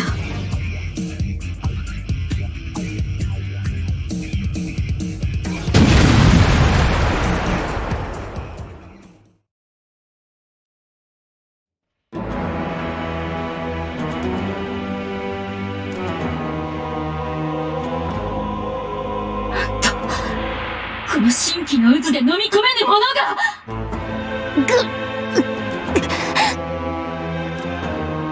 これは。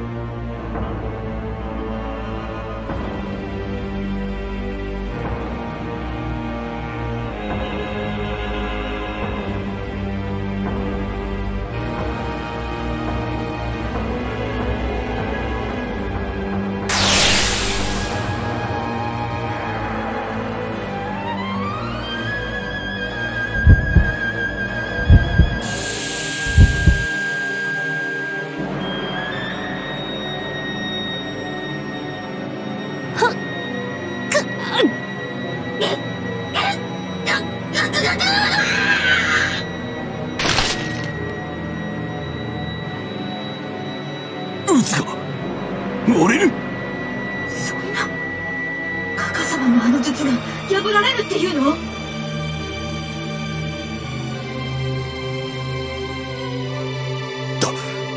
ダメか。ダメなのか。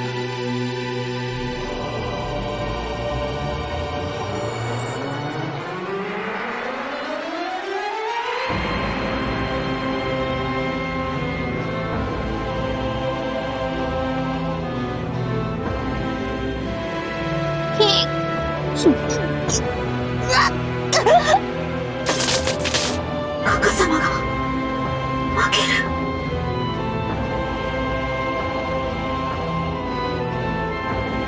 神よ。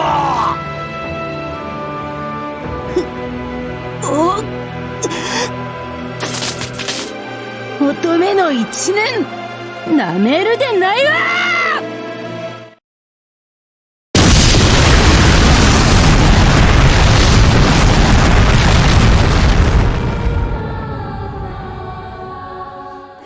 それがどうした？愛は儚いかもしれぬ。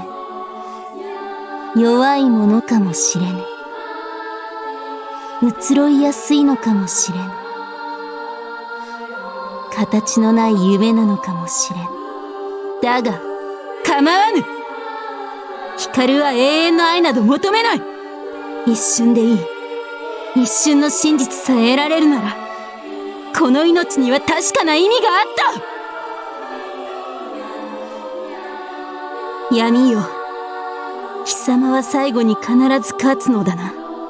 ならば貴様の存在こそが、かつて光が存在したことを証明する。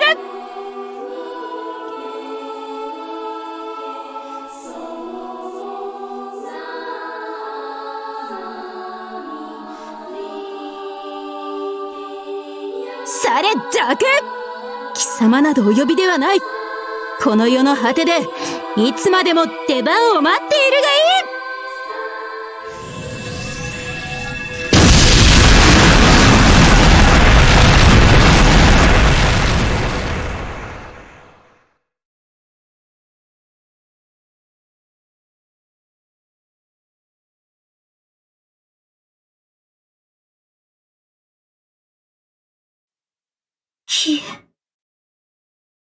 消えた？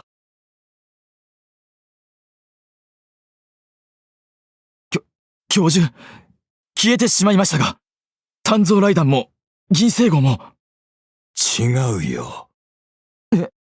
消えていない。極小の黒点になった。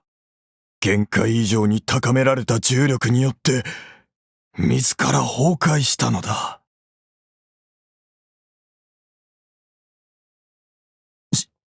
失敗したということですか？いや、成功だ。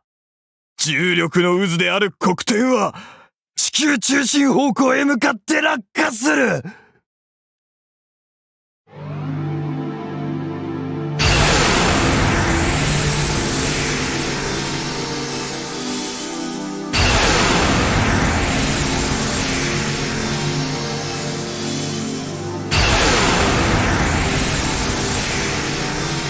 地上から光が。これ、水。おお。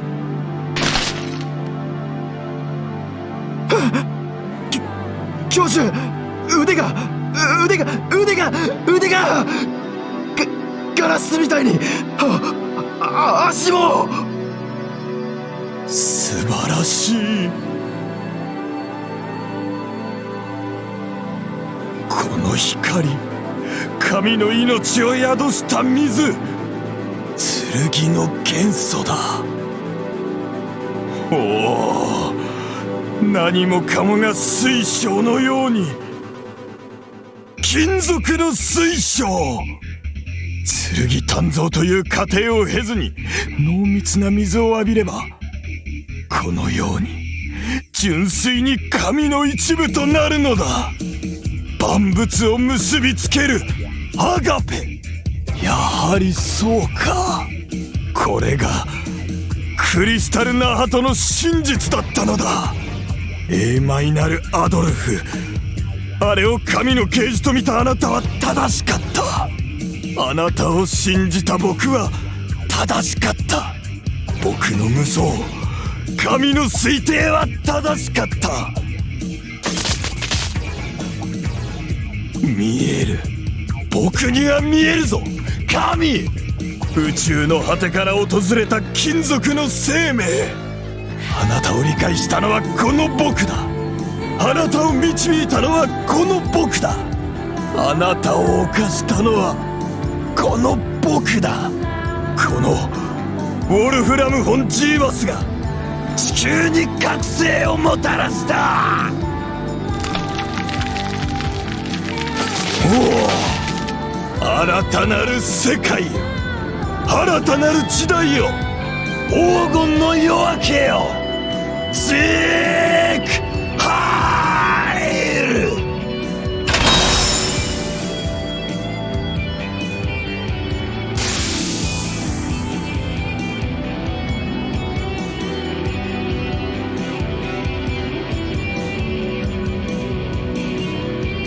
何が起きてるの？柱がいくつも。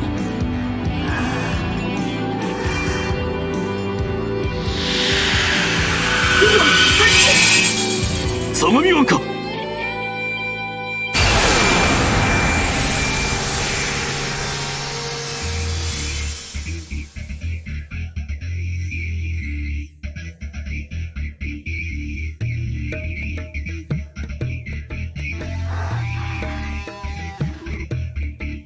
届いた。届いたんだ。お姫は神の座に。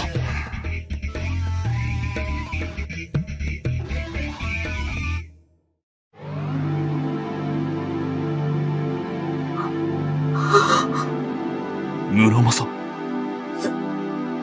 空に。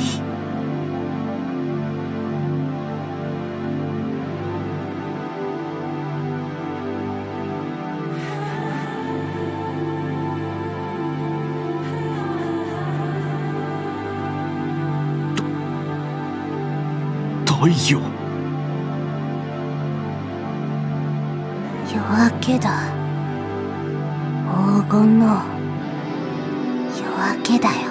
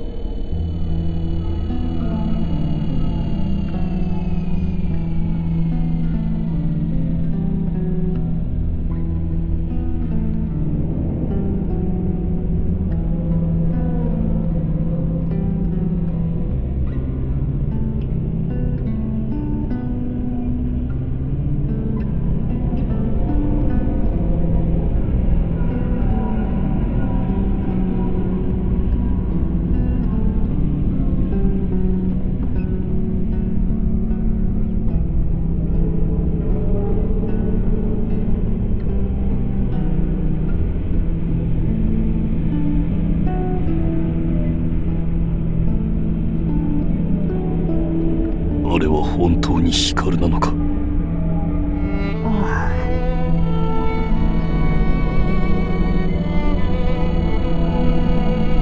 あれはお姫で、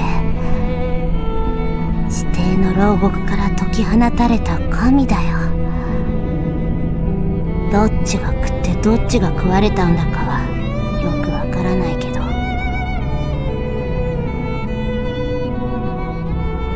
声が変わったんだ。声が？聞かせたでしょ、あのクソったれな神様の雄たけび。あれが柔らかくなった。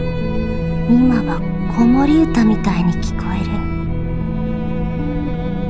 これお姫の声だよ、きっと。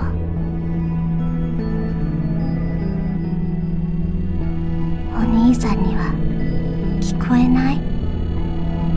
いや、聞こえるような気がする。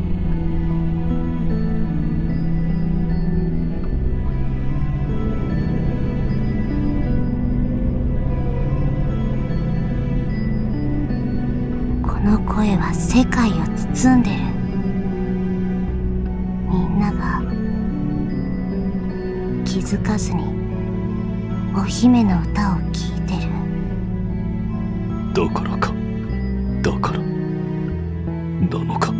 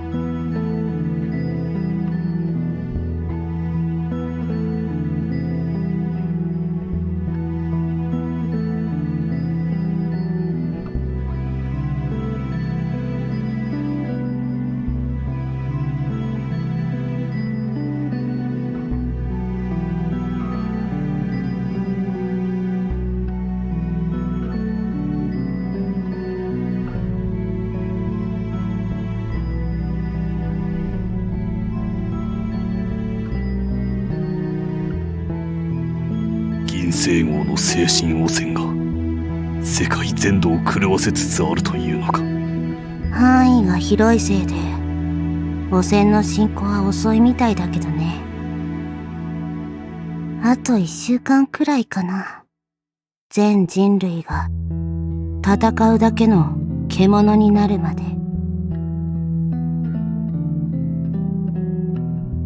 それは人間世界が滅ぶということだ。鋼鉄で守られるから武者は残るよ、とりあえず。本当にとりあえずのことに過ぎないだろう。武者のみで社会を維持できる道理がない。そうだね。社会が崩壊して死に絶えてゆくか、それより先にみんなガラスの像になるか。どっちかだ。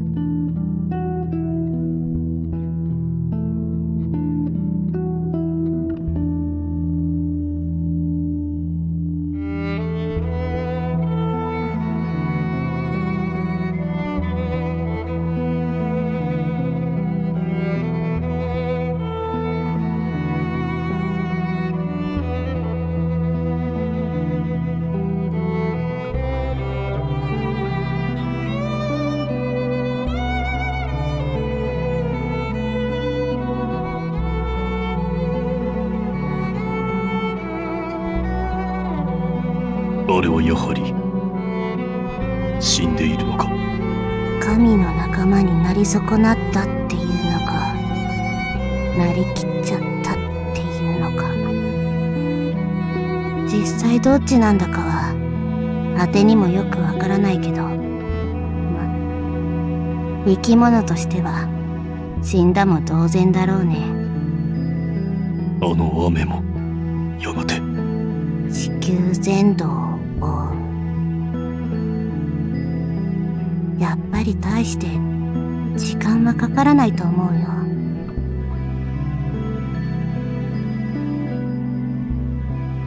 世界が滅びる。このままならね。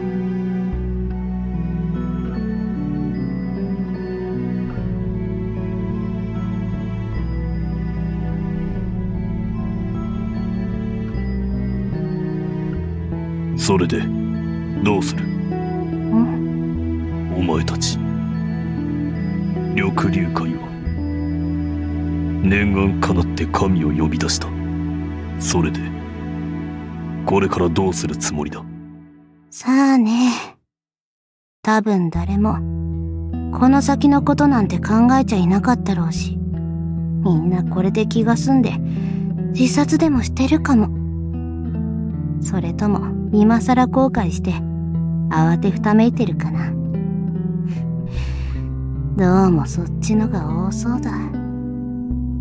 お前たちは言ったでしょ、くだらないクズの集まりだって。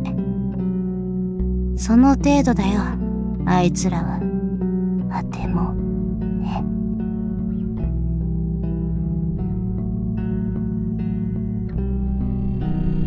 どうすれば止められる？世界の滅びを、あれを壊すしかないだろうね。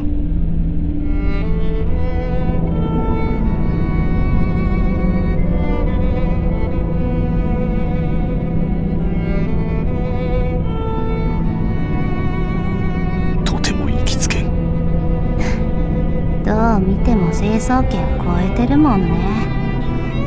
無者の気候で届く高さじゃない。コロンビアード法で打ち出してもらうしかなさそうだ。月面まで行く気はない。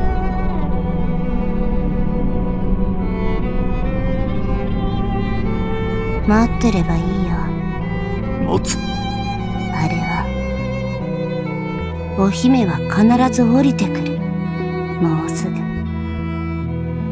求めるものを手に入れるために。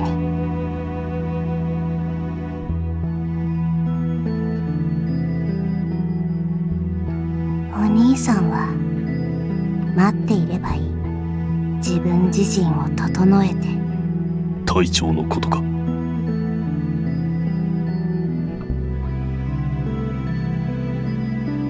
いい。これはあてからお兄さんへの最後の忠告。お兄さんは港影焼である限り、お姫には決して勝てない。お姫は港光なんだから。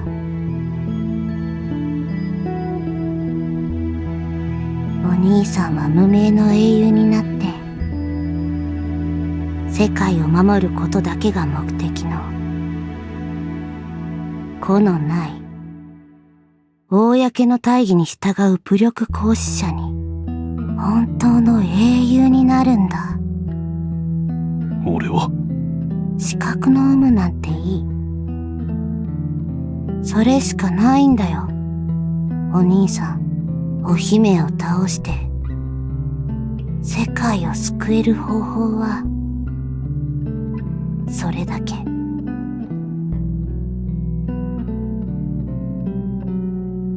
いい？お兄さん、間違えないで。これは足利茶々丸のお兄さんへの、この世界への最後の呪いだ。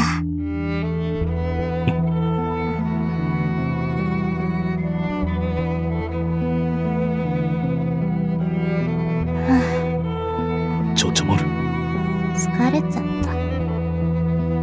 そうか。世界滅びるところ見たかったな。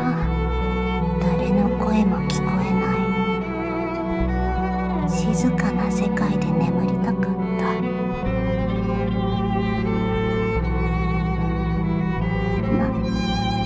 いか。うぜえ上畜生の声はお姫の歌になったし、お兄さんの声は優しいし、他の声はもう遠いし。茶々丸、これでいいや。これで眠れる。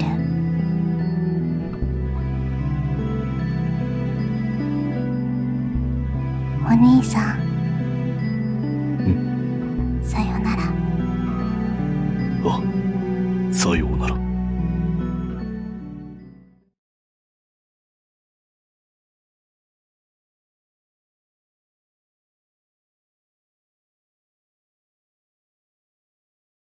ミド、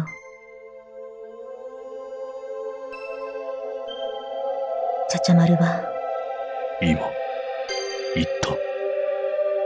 そう。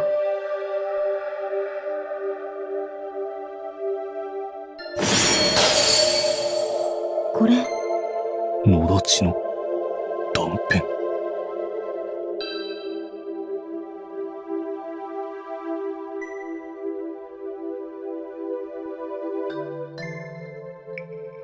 最後の卵は茶々丸が持っていたのか。断片はこれで全部だな。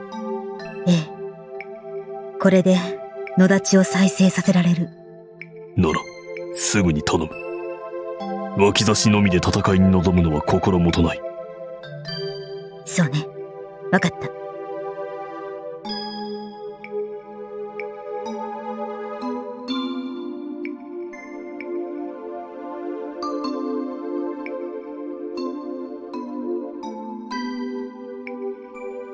茶々丸、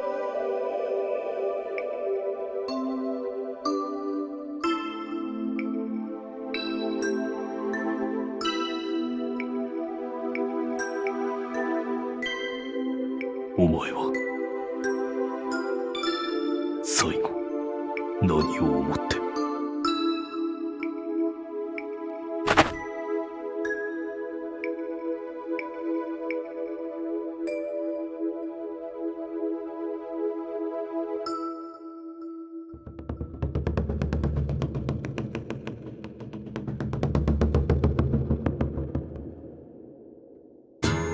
大鳥大尉に聞いてな。そうですか。鎌倉の様子は。むごい。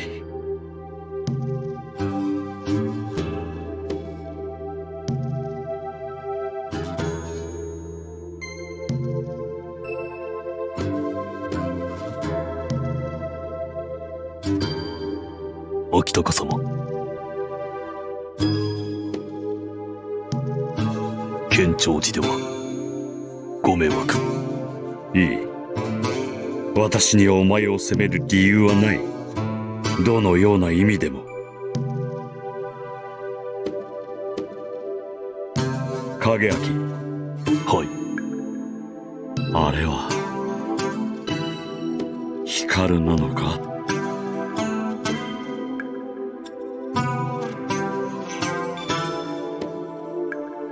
すまんな。話を少し立ち聞きする格好になった。いえ、そうです。あれは光る銀星号。今世界を混乱に陥れているものです。経緯が想像もつかんな。ご説明しましょうか。大半口頭無形な話になってしまいますが。そうだな。いずれ頼む。今はあまり時間がない。は。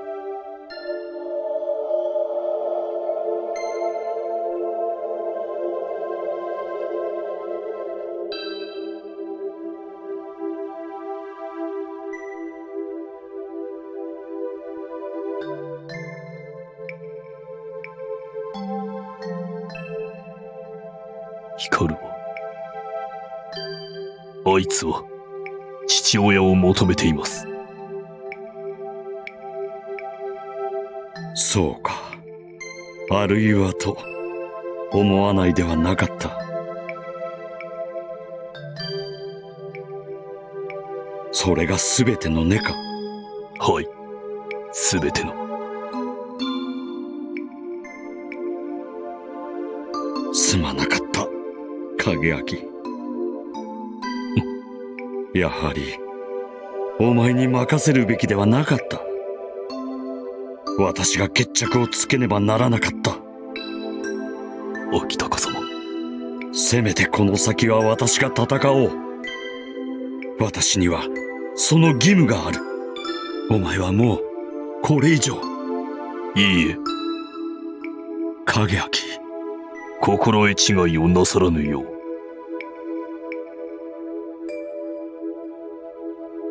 あなたの出る幕こそもうどこにもない。あなたは光を捨てた。ああ、私は捨てた。光だけではない。スバルも港の家も、そしてお前に全て押し付けた。そうだったな。はい、光との決着は自分がつけます。あなたはどうか菊池秋高としてなすべきこと。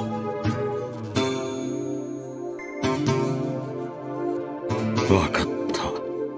お願いします。もうお行きください。ああ、影明。はい。すまない。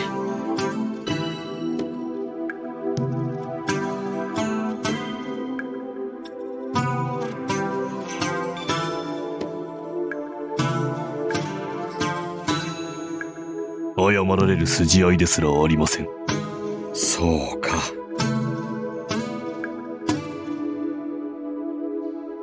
ではな。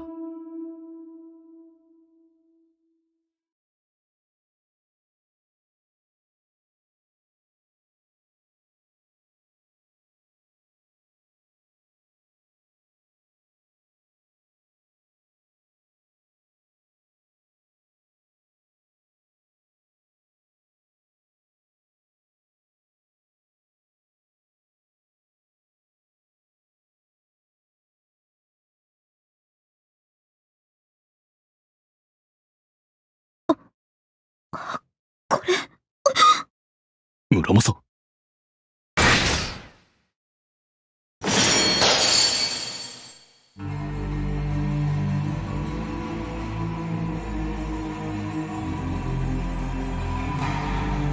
何があった？かな。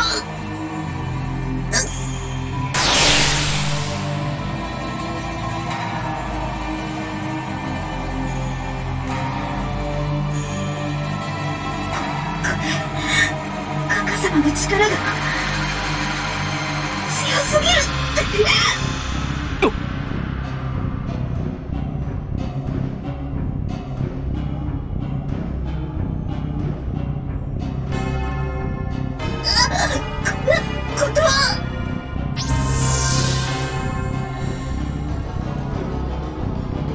まさか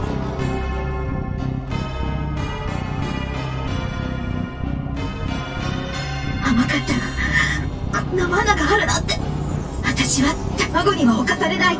けど、内側で完成したものは、どうしようもない。村正。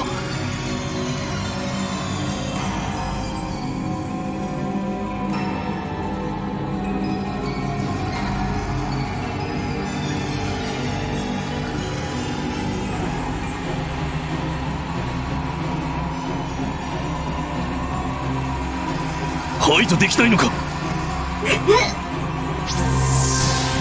ってるけど、ダ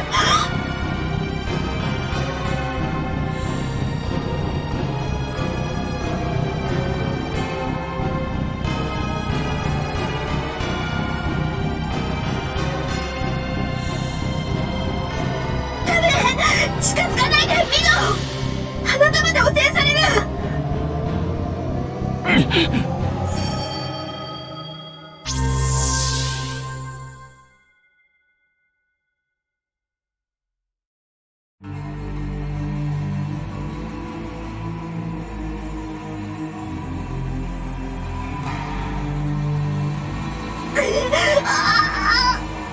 村正。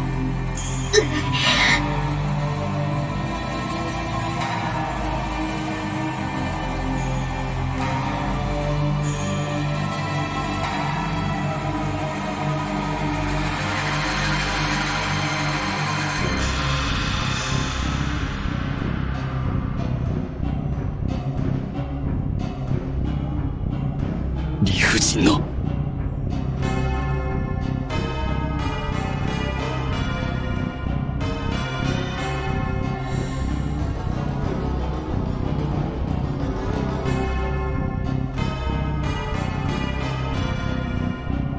村正、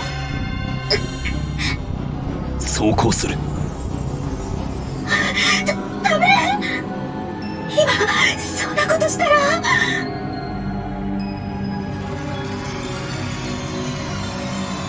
俺が精神汚染された時、お前はどうした？剣として俺を助けに来ただろうが、それと同じことをするだけだ。今度は俺がお前に力を貸す。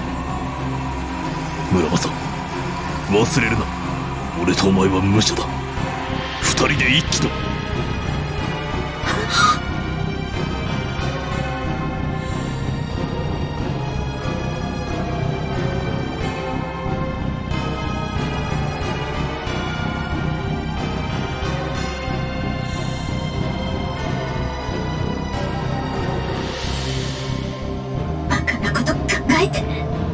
逃げたきりか。どうなっても知らないからね。承知。